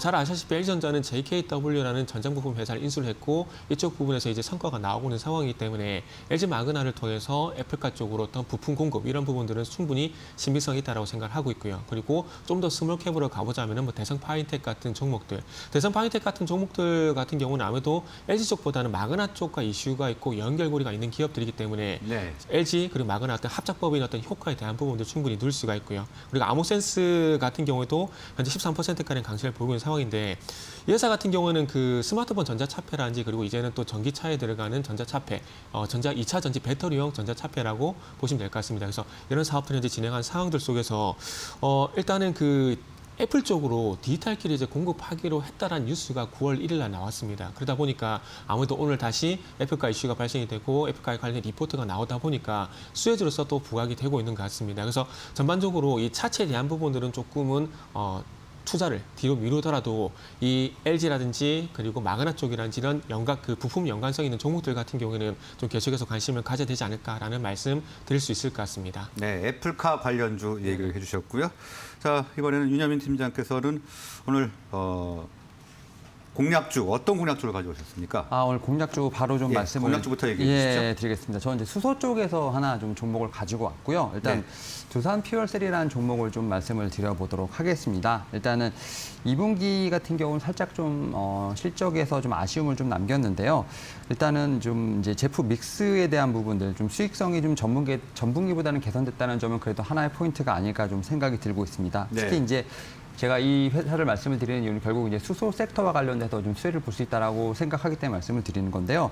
수소 연료 전지 쪽에서 지금 상당히 많은 좀 에너지를 쏟고 있다 말씀드릴 수 있을 것 같습니다. 그 중에서 이제 지금 PAFC라고 하는 방식이죠. 지금 인산 연료 전지 쪽에서 지금 상당히 지금 개발을 하고 있는 부분이 있기 때문에 뭐 현재 발전용 지금 저온형 그 고체 산화물 연료 전지 또 이제 국채 사업으로 좀 하고 있는 부분들 결국 이제 두 가지 타입의 어떤 전지를 계속 개발하고 있다는 점에서 상당히 좀 큰 수혜가 예상된다 말씀드릴 수 있을 것 같고 사실 이제 이 회사 같은 경우는 좀 히스토리가 있습니다. 뭐 세계 최초로 50메가와트에 이르는 최대 규모 순수소 연료 전지 발전소를 지금 준공을 했던 부분들 이런 부분을 통해서 앞으로 지금 차세대 지금 앞서 말씀드렸던 고체 산화물 연료 전지 시스템까지도 좀 생산 설비를 구축하고 있는 부분이 있기 때문에 수소 경제에 큰 어떻게 보면 수혜를 받을지 않을까 생각을 하고 있고 지금 2023년까지 1조 5천억 정도 지금 매출 목표를 잡았기 때문에 지금 하반기에 지금 수소 드라이브가 좀 많이 걸리는 부분이 있습니다. 이런 부분을 통해서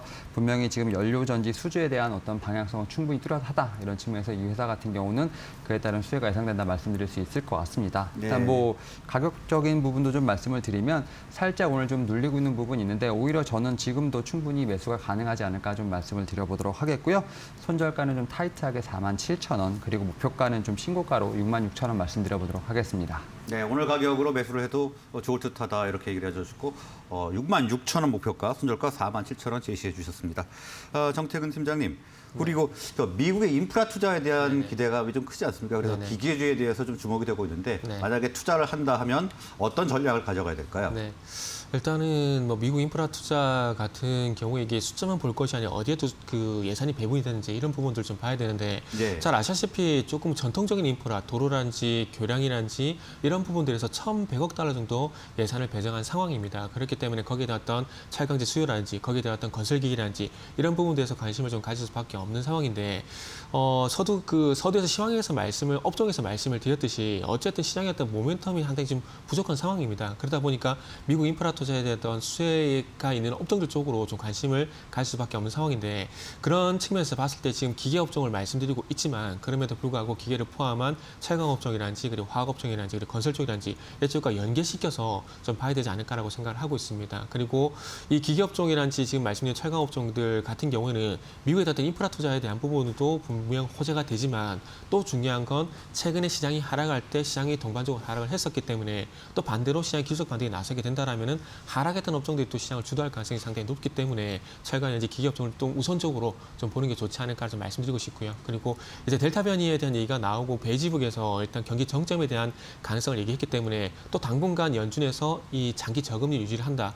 물론 22일 날 2024년 뭐 금리 예상치를 봐야 알 수가 있겠지만 그래도 지금 상황을 보게 된다면 저금리 유지할 가능성이 상당히 높고 거기에 어떤 반사익으로 해서 또 인플레이션에 대한 얘기가 나올 가능성이 크기 때문에 뭐 기계라든지 철강 쪽으로 한번 보시면 좋지 않을까 판단에 일단은 관심 업종으로 한번 선정을 해봤습니다. 네, 일단 기계와 철강 정도 이렇게 보면 네네. 되겠죠.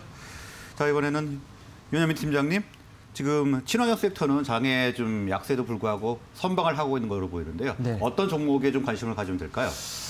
일단은 앞서 말씀드렸던 것처럼 친환경 섹터는 좀 어떻게 보면 넓게 보게 되는 2차 전지, 전기차까지 좀 포함이 된다 말씀드릴 수 있을 것 같은데 네. 사실 2차 전지가 좀 1차적으로 좀 시세를 냈고 사실 그리고 이제 풍력이 좀 따라가는 상황 그리고 이제 수소가 지금 그 뒤를 이었고 이게 여기서 또 다시 한번 또 한 바퀴가 도는 것 같습니다. 그리고 지금 2차 전지 관련돼서 지금 앞서 지금 말씀드렸던 것처럼 에코프로 BM 어제 상당히 좀 시세가 좀 나왔었죠. 물론 이제 지수가 좀 밀리면서 같이 좀 음봉이 나오긴 했습니다만 네. 뭐 에코프로 BM, 코스모 신소재, 대주전자재료 같은 이제 좀 후발 업체들의 좀 계속해서 상승세가 나왔다 말씀드릴 수 있을 것 같습니다. 그리고 일단 또 수소 관련된 부분에 있어서도 저는 상당히 좀 좋게 보고 있는 부분이 있는데 일단은 뭐 한국가스공사라든지 SK가스 같은 지금 인프라 관련된 종목도 상당히 좀 시세가 나왔었고요. 그리고 이제 상하프로텍이라든지 코오롱인더 같은 종목 수소 관련돼서 좀 상당히 좋은 흐름이 나왔기 때문에 제가 이제 추천주로 말씀드렸던 이제 좀 시세가 나오지 않았지만 이제 다시 한번 좀 어떻게 보면 그 수혜를 받을 수 있는 업종을 좀 후발주를 좀 중심으로 해서 한번 보시면 오히려 좀 이런 트렌드에 뒤처지지 않는 어떤 매매를 하실 수 있지 않을까 말씀을 드려보도록 하겠습니다. 예. 자, 다음에는 정태근 팀장님의 공략 좀 한번 들어보겠습니다. 네. 오늘은 저는 유프렉스라는 종목을 준비를 했습니다. FPCB 관련 종목이라고 보시면 될 것 같은데요. 일단은 뭐 회사 자체적으로 좀 보게 된다라면은 베트남 공장 이전에 났던 구조조정 효과들이 비용을 절감하는 부분들이 좀 나타나고 있고요. 그리고 좀 기대가 되는 부분은 그 잘 아시다시피 최근에 폴드 3라든지 그 플립 3가 인기를 얻게 되면서 이 삼성전자 신제 폴더블 폰 신제품에 대한 판매가 계속 증가를 하고 있습니다. 그러다 보니까 최근에 잘 아시다시피 뭐 파인테크닉스라든지 뭐 KG바텍 이런 종목들이 강세를 보이고 있고 인터플렉스 같은 종목들도 현재 흑자 전환이 예상이 되고 있는 상황입니다. 근데 거기에 들어가는 카메라 모듈용 FPCB를 현재 이 회사가 삼성전자에 공급을 하고 있는데 폴더블 폰 효과와 그리고 구조적 효과를 통해서 상반기에 좀 적자가 있었지만은 하반기에 흑자 전환되지 않을까라는 그런 기대감이 좀 있는 종목이라 보시면 될 것 같습니다. 그래서 하반기에 대한 기대감으로 해서 지금 현재 상승 추세로 전환된 상황이고요. 그리고 이 흑자 효과가 이 하반기에만 끝이 나는 게 아니라 내년에도 좀 이런 기대감들이 좀 작용이 되고 있습니다. FPCB 최근에 그 반도체 PCB 쪽이 공급 부족 사태가 발생이 되게 되면서 일부 FPCB 사업을 하고 있는 회사들이 지금 PCB 쪽으로 많이 옮겨가고 있는 상황입니다. 그러다 보니까 FPCB 쪽 같은 경우에는 유프렉스, BH 같은 종목들이 지금 수혜를 받고 있는 상황인데 이런 FPCB 그 사업에 대한 어떤 재편 효과를 통해서 하반기에만 흑자가 되는 것이 아니라 내년 쪽에도 좀 기대가 되는 상황이고요. 그리고 이런 부분들뿐만 아니라 카메라 모듈용 FPCB뿐만 아니라 이제 전장용 FPCB도 현재 7월 달부터 양산을 시작을 했는데 현대기아차라든지 포드, 폭스바겐 쪽으로 이제 납품이 예정이 돼 있고 일정의 어떤 또 매출이 나올 가능성이 상당히 높다라고 봐지고 있습니다. 그리고 최근에 또 중국 오클러스 향에 대한 매출도 발생이 되고 있는데 내년에 좀 더 확대가 될 예정이라고 합니다. 그래서 아마 올해 흑자되는 성공을 하고 또 내년에 이 흑자폭이 좀 확대가 될 것이라는 그런 기대감들이 있기 때문에 그리고 이런 기대감들로 해서 이제 주가가 바닥에서 이제 상승으로 전환되는 상황입니다. 그래서 그런 측면에서 한번 관심을 가져보자라는 차원에서 준비를 했고요. 예. 마지막으로 가격 전략을 좀 말씀을 드리자면 전일 종가보다 좀 낮은 가격을 말씀드리겠습니다. 3,550원 그리고 목표가 같은 경우는 4,300원, 손절가 같은 경우는 3,350원 말씀드리도록 하겠습니다. 네, 정태근 팀장은 뉴프렉스를 공략주로 꼽으셨고요. 방금 전에 얘기하셨던 대로 목표가는 4,300원, 손절가 3,350원 제시하셨습니다. 오늘 두 분 말씀은 여기까지 하도록 하겠습니다. 두 분 고맙습니다. 감사합니다. 네, 감사합니다.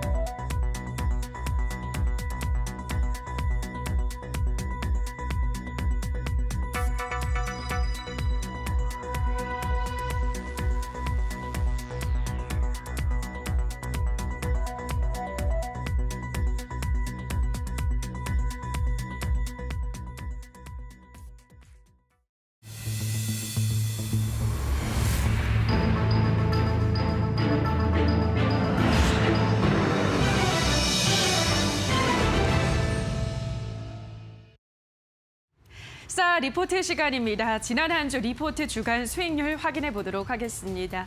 먼저 1위에는 IBK투자증권의 이건재 애널리스트가 마이크로 디지털에 대한 리포트를 발간했습니다.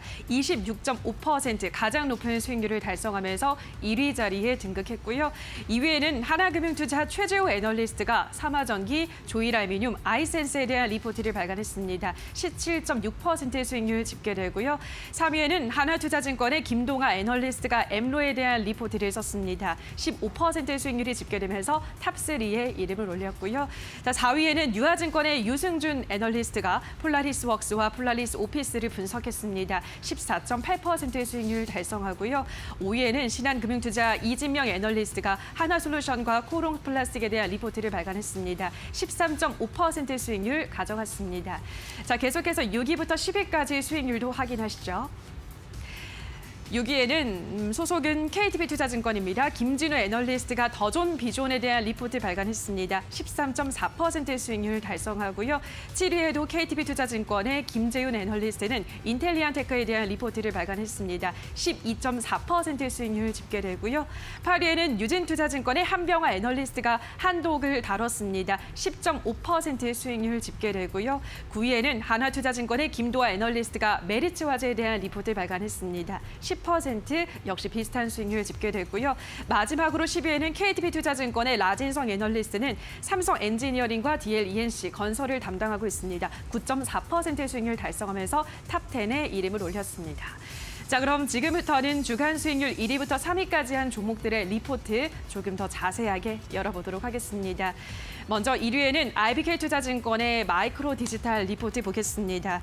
회사가 최근에 프레스티지 바이오파마 코리아의 일회용 세포 배양 시스템과 일회용 세포 배양백을 공급한다는 판매 계약을 공시했습니다. 이번 계약 금액은 지난해 매출액 대비 120% 규모인데요. 통상 이렇게 한번 장비를 납품하게 되면 고객과 지속적인 비즈니스 관계로 이어지는 만큼 유의미하다는 평가입니다. 마치 면도날 사업과 유사한 구조로 장비 자체는 일회성 공급이지만 장비가 바이오 의약품을 생산하기 위해서는 일회용 세포 배양액을 지속적으로 사용해야 하기 때문인데요. 자, 이에 따라 이번 공시는 실적 성장의 단초를 제시한 것이라면서 앞으로 국내 바이오 소부장을 대표할 수 있는 기업으로 한 단계 성장했다라고 평가했습니다. 자, 계속해서 다음 종목도 확인하시죠. 수익률 2위를 한 종목입니다. 조일 알루미늄인데요. 회사는 국내 탑3 알루미늄 압연 전문업체로 2차 전지 양극박과 차량 경량화 핵심 소재 기술력을 보유하고 있습니다. 올 한해 영업이익 흑자 전환을 시현하면서 턴어라운드의 원년이 될 것으로 전망되고 있는데요. 그 원동력으로는 세 가지를 꼽았습니다.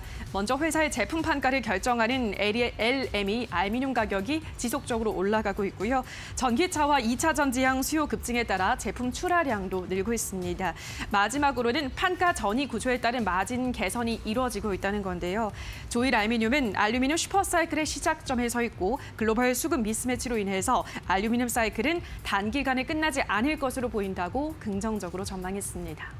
다음 종목 보시죠. 마지막으로는 하나투자증권에서 엠로에 대한 리포트를 썼습니다. 엠로는 최근 코넥스에서 이전 상장한 구매 공급망 관리 솔루션 국내 1위 업체인데요. 기업들의 디지털 혁신으로 재무와 HR 등 백오피스 그리고 영업 자원의 표준화된 디지털 솔루션 사용이 확대되면서 이 구매 공급망 관리 솔루션 또한 성장이 기대됩니다. 또 코로나 사태 이후 구매 영역 역시 비대면 업무 환경이 필요해진 만큼 앞으로 긍정적으로 작용할 것으로 기대되고 있는데요. 자, 또한 AI 솔루션도 기술력을 인정받아서 자동차 대기업 등에서 수주가 기대되는 등 신사업 부문에서도 성장 모멘텀을 마련했다고 평가하고 있습니다. 예, 아직까지는 시장 인지도가 낮긴 하지만 기업 가치 재고가 기대된다고 전망했습니다. 자, 여기까지 주간 수익률 1위부터 3위까지 한 종목들의 리포트도 확인하셨습니다. 스타 리포트 시간이었습니다.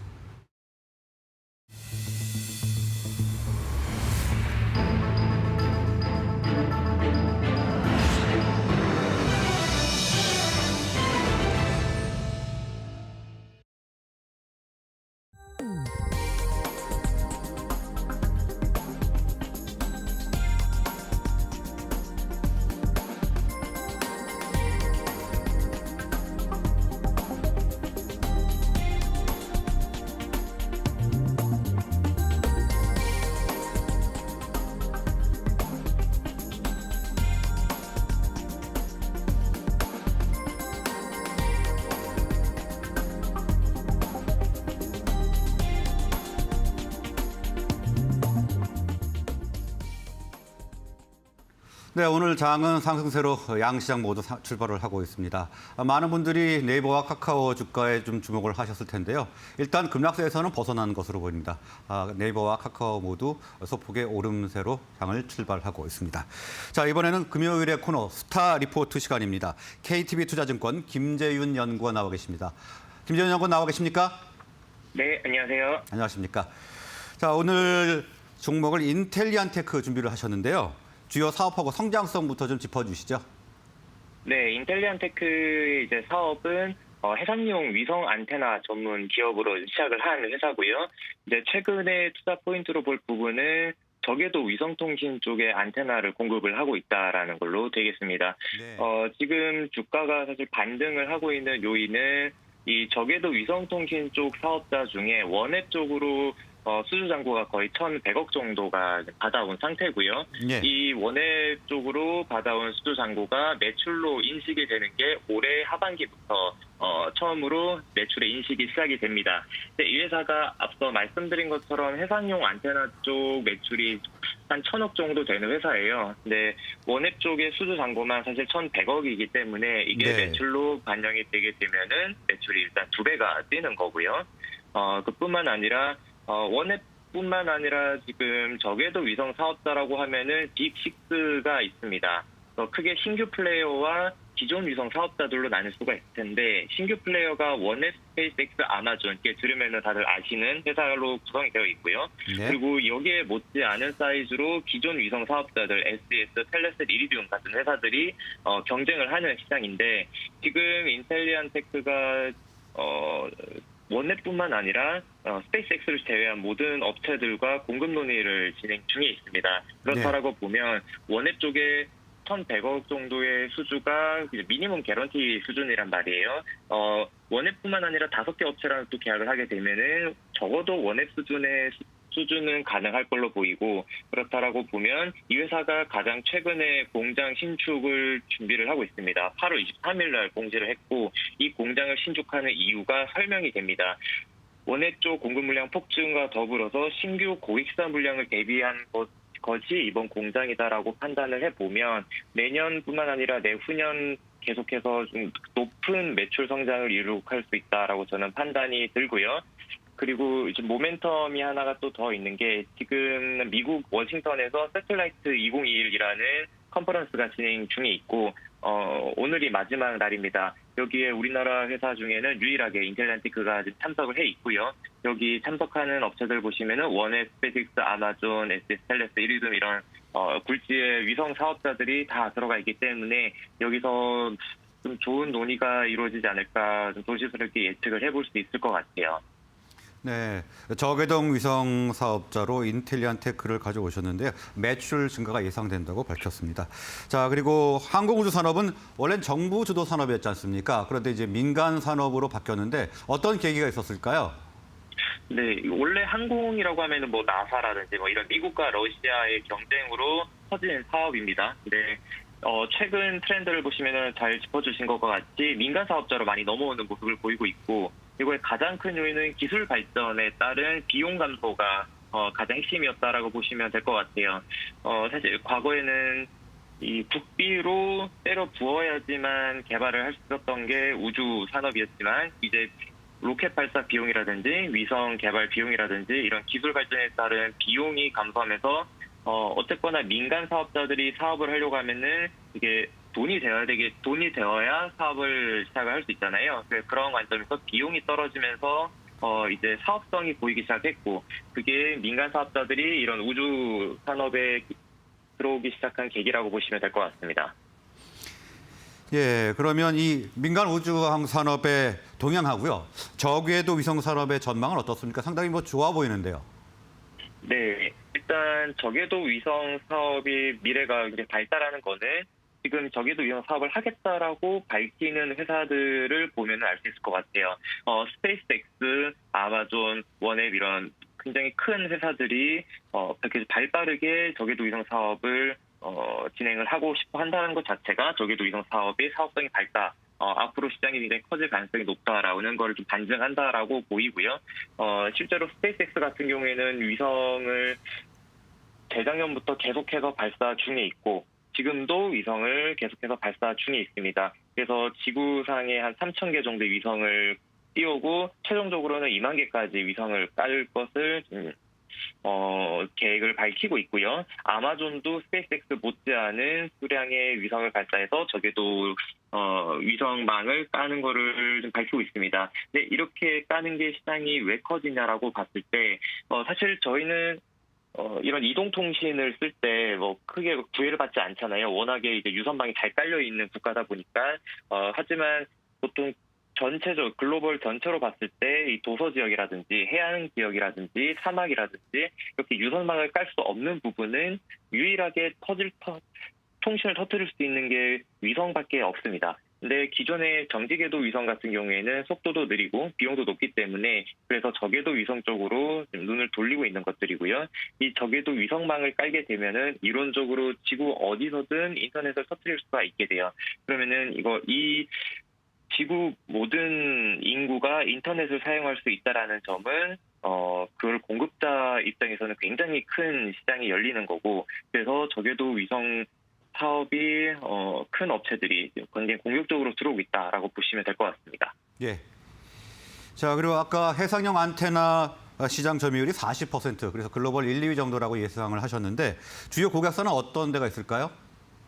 네, 해상용 위성 안테나를 인텔리언테크가 주로 공급을 하고 있는데 이 주요 고객사는 대부분의 위성 사업자라고 보시면 됩니다. 이리준, 텔레셋, SS 이런 큰 위성 사업자들 지금 앞서 말씀드린 저궤도 위성 사업을 준비하고 있는 업체들이 해상용 위성 위성 통신 쪽을 좀 공급을 하고 있고 이들이 고객사라고 보시면 되고요. 그리고 좀 특이한 게 엔드 유저 쪽으로 가 보면은 특이한 게 엔터프라이즈 쪽 수요가 굉장히 많습니다. 엔터프라이즈 쪽이라고 하면은 해상에서 엔터프라이즈 쪽을 즐긴다라고 하면은 미국 쪽에서는 크루즈 선박이 대부분이 될 거고요. 그래서 굉장히 많은 부분을 크루즈 선박이 차지하고 있고 그리고 상선들 거의 바다에 떠 있는 배의 대부분의 인텔리언테크 제품이 좀 깔려 있다 이렇게 보시면 될 것 같습니다. 네, 원웹의 안테나를 공급 중인데 지금 원웹은 윈웹은 장기 비전으로 한번 좀 봤으면 좋겠습니다. 그리고 이 윈웹이 인텔리언테크에 미치는 영향 어떤 게 있을까요? 우선 원웹이 통신 서비스를 지금 올해 말부터 시작을 합니다. 원웹의 최대 주주를 살펴보시면은 이번에 하나 시스템도 지분 3% 정도를 현재 들어왔고요. 최대 주주를 보면은 이제 영국 정부와 인도 바티 에어텔이 많이 차지하고 있고 그리고 소프트뱅크도 차지하고 있는데 그만큼 원웹은 좀 글로벌리 굉장히 좀 주목받고 있는 회사다라고 보시면 될 것 같아요. 그래서 원웹 쪽으로 인텔리언테크가 지금 솔벤더로 단독으로 안테나를 공급을 하고 있다라는 점도 저는 굉장히 한국인으로서도 좀 자랑스럽다라고 봐도 무방할 것 같고요. 그리고 원웹에 대해서 좀 앞으로 향후 어떻게 될 건지 짚어달라고 하셨는데 원웹은 앞서 말씀드린 것 같이 스페이스X, 아마존과 더불어서 신규 플레이어 중에서는 가장 크게 이런 저궤도 위성 사업을 준비하는 업체입니다. 그리고 서비스도 스페이스X가 지금 베타 서비스를 하고 있지만 베타 서비스가 아닌 실제 상업 서비스를 글로벌리 가장 빨리 시작을 할 수 있는 게 원웹이라고 보이고요. 올해 12월부터 북극권 쪽 서비스를 시작을 합니다. 그렇게 되면 전체 지역, 글로벌, 제가 아까 짚어드렸지만 글로벌 전체의 인터넷을 사용할 수 없는 인구, 유선망을 쓸 수 없는 인구에 모두 공급을 하게 되면은 이 시장은 수조 원이 아니라 수백조 원의 시장이 열리는 거라서 원웹의 향후 행보가 좀 기대가 되는 부분입니다. 예, 제가 원웹인데 인앱으로 지금 얘기를 한 것 같습니다. 정정드리고요. 최근 증서를 발표했지 않습니까? 이 시점에서 사실 증서를 좀 결심하기가 쉽지 않았을 텐데 효과가 어떻게 나올까요? 네, 좋은 부분 말씀해 주셨습니다. 지금 180억 원 들어가지고 신축을 진행을 하고 있고요. 지금 사실 캡타가 올해 5월 달에 한 번 증설을 했기 때문에 충분한 상황임에도 불구하고 추가 증설을 했다라는 거는 앞으로 좀 받을 공급 물량이 굉장히 좀 많다라는 걸 반증하는 것 같습니다. 원웹뿐만 아니라 신규 고객사 물량을 대비한 증설이라고 저는 판단이 되고 사실 이 정도 규모의 증설을 한다라는 거는 그냥 본인들의 의지만 가지고 하진 않았다라고 저는 판단을 해요. 뭔가 분명히 고객사와 의견 교환이 있었다라고 저는 판단이 되고 그래서 지금 이 회사가 연간 1,000억 정도 매출을 하는 회사인데 이 증설을 하게 되면은 한 6천억까지도 캐파가 확보를 할 수 있기 때문에 굉장히 좀 기대가 된다 이렇게 말씀드릴 수 있을 것 같아요. 네, 1,000억에서 6천억 정도 증가가 된다 이렇게 예측을 해주셨습니다. 이 원예평 수주 금액하고 전망은 어떻습니까? 원예 쪽에 지금 수주한과 1,100억 정도 되고요. 8월 달에 추가 수주가 있었습니다. 이런 추가 수주는 원예의 서비스가 진행되면 될수록 계속해서 늘어날 거고요. 이 인텔리언테크가 원예 쪽으로 공급하는 안테나 자체가 개인 사용자들한테 깔리는 터미널 안테나입니다. 그래서 원예비 사용자를 확보를 하면은 인텔리언테크한테 발주를 주는 이런 구조가 되기 때문에 원예비 서비스를 시작을 한 순간부터 굉장히 폭발적으로 증가를 하겠다라고 저는 판단이 돼서 지금 1,100억 정도의 수주 잔고는 세 발의 피해라고 좀 말씀드릴 수 있을 것 같아요. 아, 세 발의 피요. 네, 그럼 굉장히 좋게 보시는데 그럼 장기적인 관점에서 한번 볼까요? 아까 증설을 할 경우에 6천억 원 정도 매출 증가가 예상된다고 하셨는데 앞으로 좀 장기적으로 본다면 어느 정도나 되겠습니까? 네, 우선 캐파가 6천억 정도 된다라고 말씀을 드린 거고요. 지금 내년도부터 이 저궤도 위성 사업자들의 서비스가 굉장히 많이 시작이 됩니다. 이 서비스를 시작을 하면은 터미널 안테나가 나가는 구조이기 때문에 일단 원예비 올해 말에 서비스를 시작했으니 내년에 원예 쪽 매출이 굉장히 많이 잡힐 거고요. 그래서 올해 대비해서 내년에 매출은 50-60% 정도 성장을 미니멈으로 가져올 수 있다라고 저는 판단이 들고 이제 매출이 제가 말씀드린 폭발적인 증가는 내후년을 기대를 해보면 될 것 같아요. 내후년도에 지금 원예뿐만 아니라 여러 개의 위성 사업자들 붙게 되면은 지금 기준 대비해서 3-4배 정도의 매출 성장도 충분히 이루어질 수 있다. 이렇게 좀 단기적으로 볼 수 있을 것 같습니다. 예, 내후년부터는 폭발적인 상승세가 예상된다고 밝히셨습니다. 오늘 말씀 고맙습니다. 네, 감사합니다. 감사합니다. 지금까지 KTB 투자증권 김재윤 연구원이었습니다.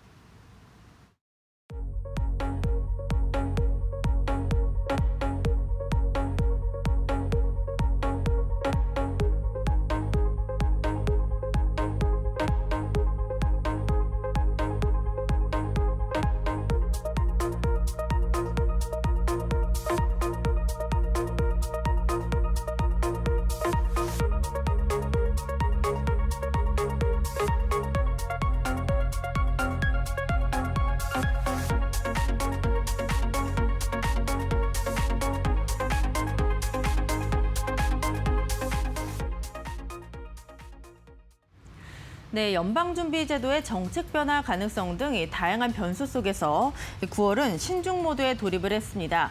다만 이번 주 마지막 거래일 최근에 많이 빠졌던 만큼 장 초반에는 반발 매수세가 유입되면서 양시장의 상승을 이끌었습니다. 하지만 현재 보시면 다시 한번 힘을 잃었네요. 코스피 0.1% 하락하면서 3,109선에서 거래되고 있고요. 코스닥의 낙폭 조금씩 깊어지고 있습니다. 0.3% 하락하면서 1,031선에서 거래되고 있습니다. 수급도 함께 체크해 보시죠. 네, 환율이 1,170원대로 다시 올라온 가운데 외국인의 투자 심리는 4거래일째 돌아오지 않았습니다. 현재 보시면 매도세가 상당히 강해지고 있네요. 2,100억 원의 매도세가 집계되고 있습니다. 현재 개인이 4거래일째 매수하는 가운데 오랜만에 기관이 매수로 돌아왔다는 특징이 눈에 띄고 있습니다. 현재 기관은 634억 원의 매수세를 보여주고 있습니다. 코스닥도 체크해 보시죠. 네, 코스닥을 그나마 받치고 있는 것은 개인이라고 할 수 있겠습니다. 3거래일째 물량을 담아가는 모습인데요. 부담스러운 부분은 바로 기관입니다. 기관의 매도가 2주째 14거래일째 이어지고 있습니다. 어제는 600억 정도의 매도세를 보였는데 오늘은 518억 원의 매도세가 나타나고 있고요. 외국인도 424억 원 매도하고 있습니다. 특징주로 넘어가 보겠습니다. 네, 오늘 경기 재개 관련주, 리오프닝 관련주들의 시세 한번 체크해 보겠습니다. 이 델타 변이 확산 속에서 글로벌 제약사들이 부스터샷을 개발하고 있습니다.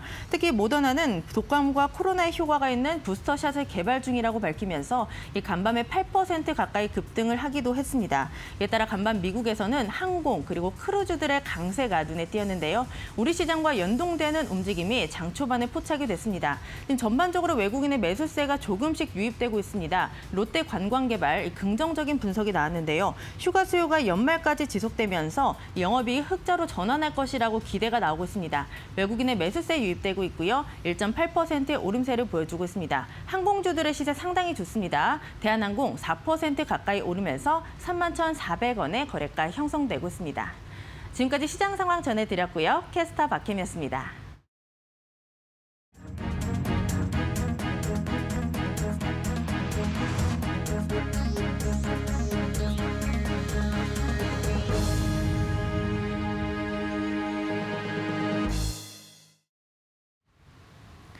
시청자 여러분 안녕하십니까? 이데일리 TV 뉴스 전해드립니다. 첫 소식입니다. 정부가 내년까지 조선 분야 인력 8,000명을 양성하고 세계 1등 조선 강국으로 다시 도약하겠다는 비전을 제시했습니다. 정부는 삼성중공업 거제조선소에서 이 같은 내용을 담은 K조선 재도약 전략을 어제 발표했습니다. 이번 전략엔 최근 세계 선박시장 시황이 고부가 친환경 선박 중심으로 회복 중이고 우리 조선업계 수주 실력도 개선 중인 만큼 이를 기회 삼아 세계 최고의 조선 강국으로 위상을 공고히 하겠다는 비전을 담았습니다. 올해 7월까지 전 세계 누적 발주량 3,021만 CGT 가운데 한국은 42%인 1,285만 CGT를 수주해 과거 호황기 이후 13년 만에 최대의 수주량을 기록했습니다. 정부는 당장 이런 수주 실적을 뒷받침하기 위해 내년까지 8,000명 안팎의 인력이 필요한 것으로 보고 인력 양성에 나서기로 했습니다. 스마트 야드 등 디지털 기반 생산 역량도 강화해 2030년까지 생산성을 30% 끌어올리기로 했습니다. 또한 친환경 자율운항 선박의 시장 점유율을 올해 기준 각각 66%와 0%에서 2030년까지 각각 75%와 50%까지 높이기로 했습니다. 정부가 예금보험공사를 통해 보유한 우리금융지주 지분 10%를 매각한다고 공고했습니다. 공정자금관리위원회는 어제 이 같은 매각 계획을 공고했다고 금융위원회가 밝혔습니다. 정부는 오는 10월 8일 투자 의향서 접수를 마치고 11월 중 입찰을 마감해 낙찰자 선정을 거쳐 연내 매각 절차를 마칠 계획입니다. 예정 가격은 공개되지 않았으나 주가 수준과 기업 가치, 공적 자금 회수 규모 등을 고려해 입찰 마감 직전 공자위에서 결정할 것으로 예상됩니다. 이번 매각이 성공적으로 마무리된다면 23년 만에 사실상 완전한 우리금융의 민영화가 이루어지게 됩니다. 한은이 기준금리 인상 후 집값 상승률이 떨어지는 효과가 있었다는 분석을 내놨습니다. 한국은행 금융통화위원회가 의결한 9월 통화신용정책 보고서에 따르면 한은이 2000년 1분기부터 2020년 4분기까지 20년간 평균 기준금리 인상 효과를 분석한 결과 기준금리를 0.25%포인트 올리면 1년 후 주택가격 상승률은 0.25%포인트 둔화하고 이에 따른 가계부채 증가율은 0.4%포인트 감소하는 것으로 조사됐습니다. 비트로 인한 집값 등 자산 가격 거품을 완화하기 위해 8월 기준금리 인상을 단행했는데 금리 인상이 집값 상승을 억제하는 데 어느 정도 도움이 된 것이라는 것이 한은 측의 설명입니다. 한은이 금리 인상에 따른 집값 상승 억제 가능성을 분명히 한 만큼 집값 상승세가 꺾이지 않을 경우 추가 금리 인상 가능성에 무게가 실리고 있습니다. 다만 돈줄을 죄는 한편 코로나19로 피해를 입고 있는 소상공인을 지원하기 위해 낮은 금리로 대출을 받을 수 있도록 하는 금융중개지원 대출을 내년 3월까지 6개월 더 연장하고 지원 금액도 3조 원에서 6조 원으로 증액했습니다. 빗썸이 업비트에 이어 가상화폐 거래소로는 두 번째로 사업자 신고를 마쳤습니다. 금융위원회 금융정보분석원은 빗썸 운영사 빗썸코리아가 특정 금융거래정보법에 따라 사업자 신고를 신청했다고 어제 공지했습니다. 빗썸은 금융당국의 원활한 검토를 위해 주어진 규정과 절차에 따라 적극 협조하겠다고 밝혔습니다. 빗썸은 전날 NH농협은행과의 실명 입출금 계정 발급 계약을 연장하기로 했습니다. 빗썸과 함께 농협은행으로부터 실명계좌 발급 계약을 연장한 코인원과 신한은행으로부터 실명계좌 확인서를 받은 코빗도 조만간 사업자 신고에 나설 전망입니다. 업비트는 이들에 앞서 지난달 20일 사업자 신고를 마친 바 있습니다. 지금까지 이데일리 TV 뉴스였습니다. 이어서 간추린 소식 전해드립니다.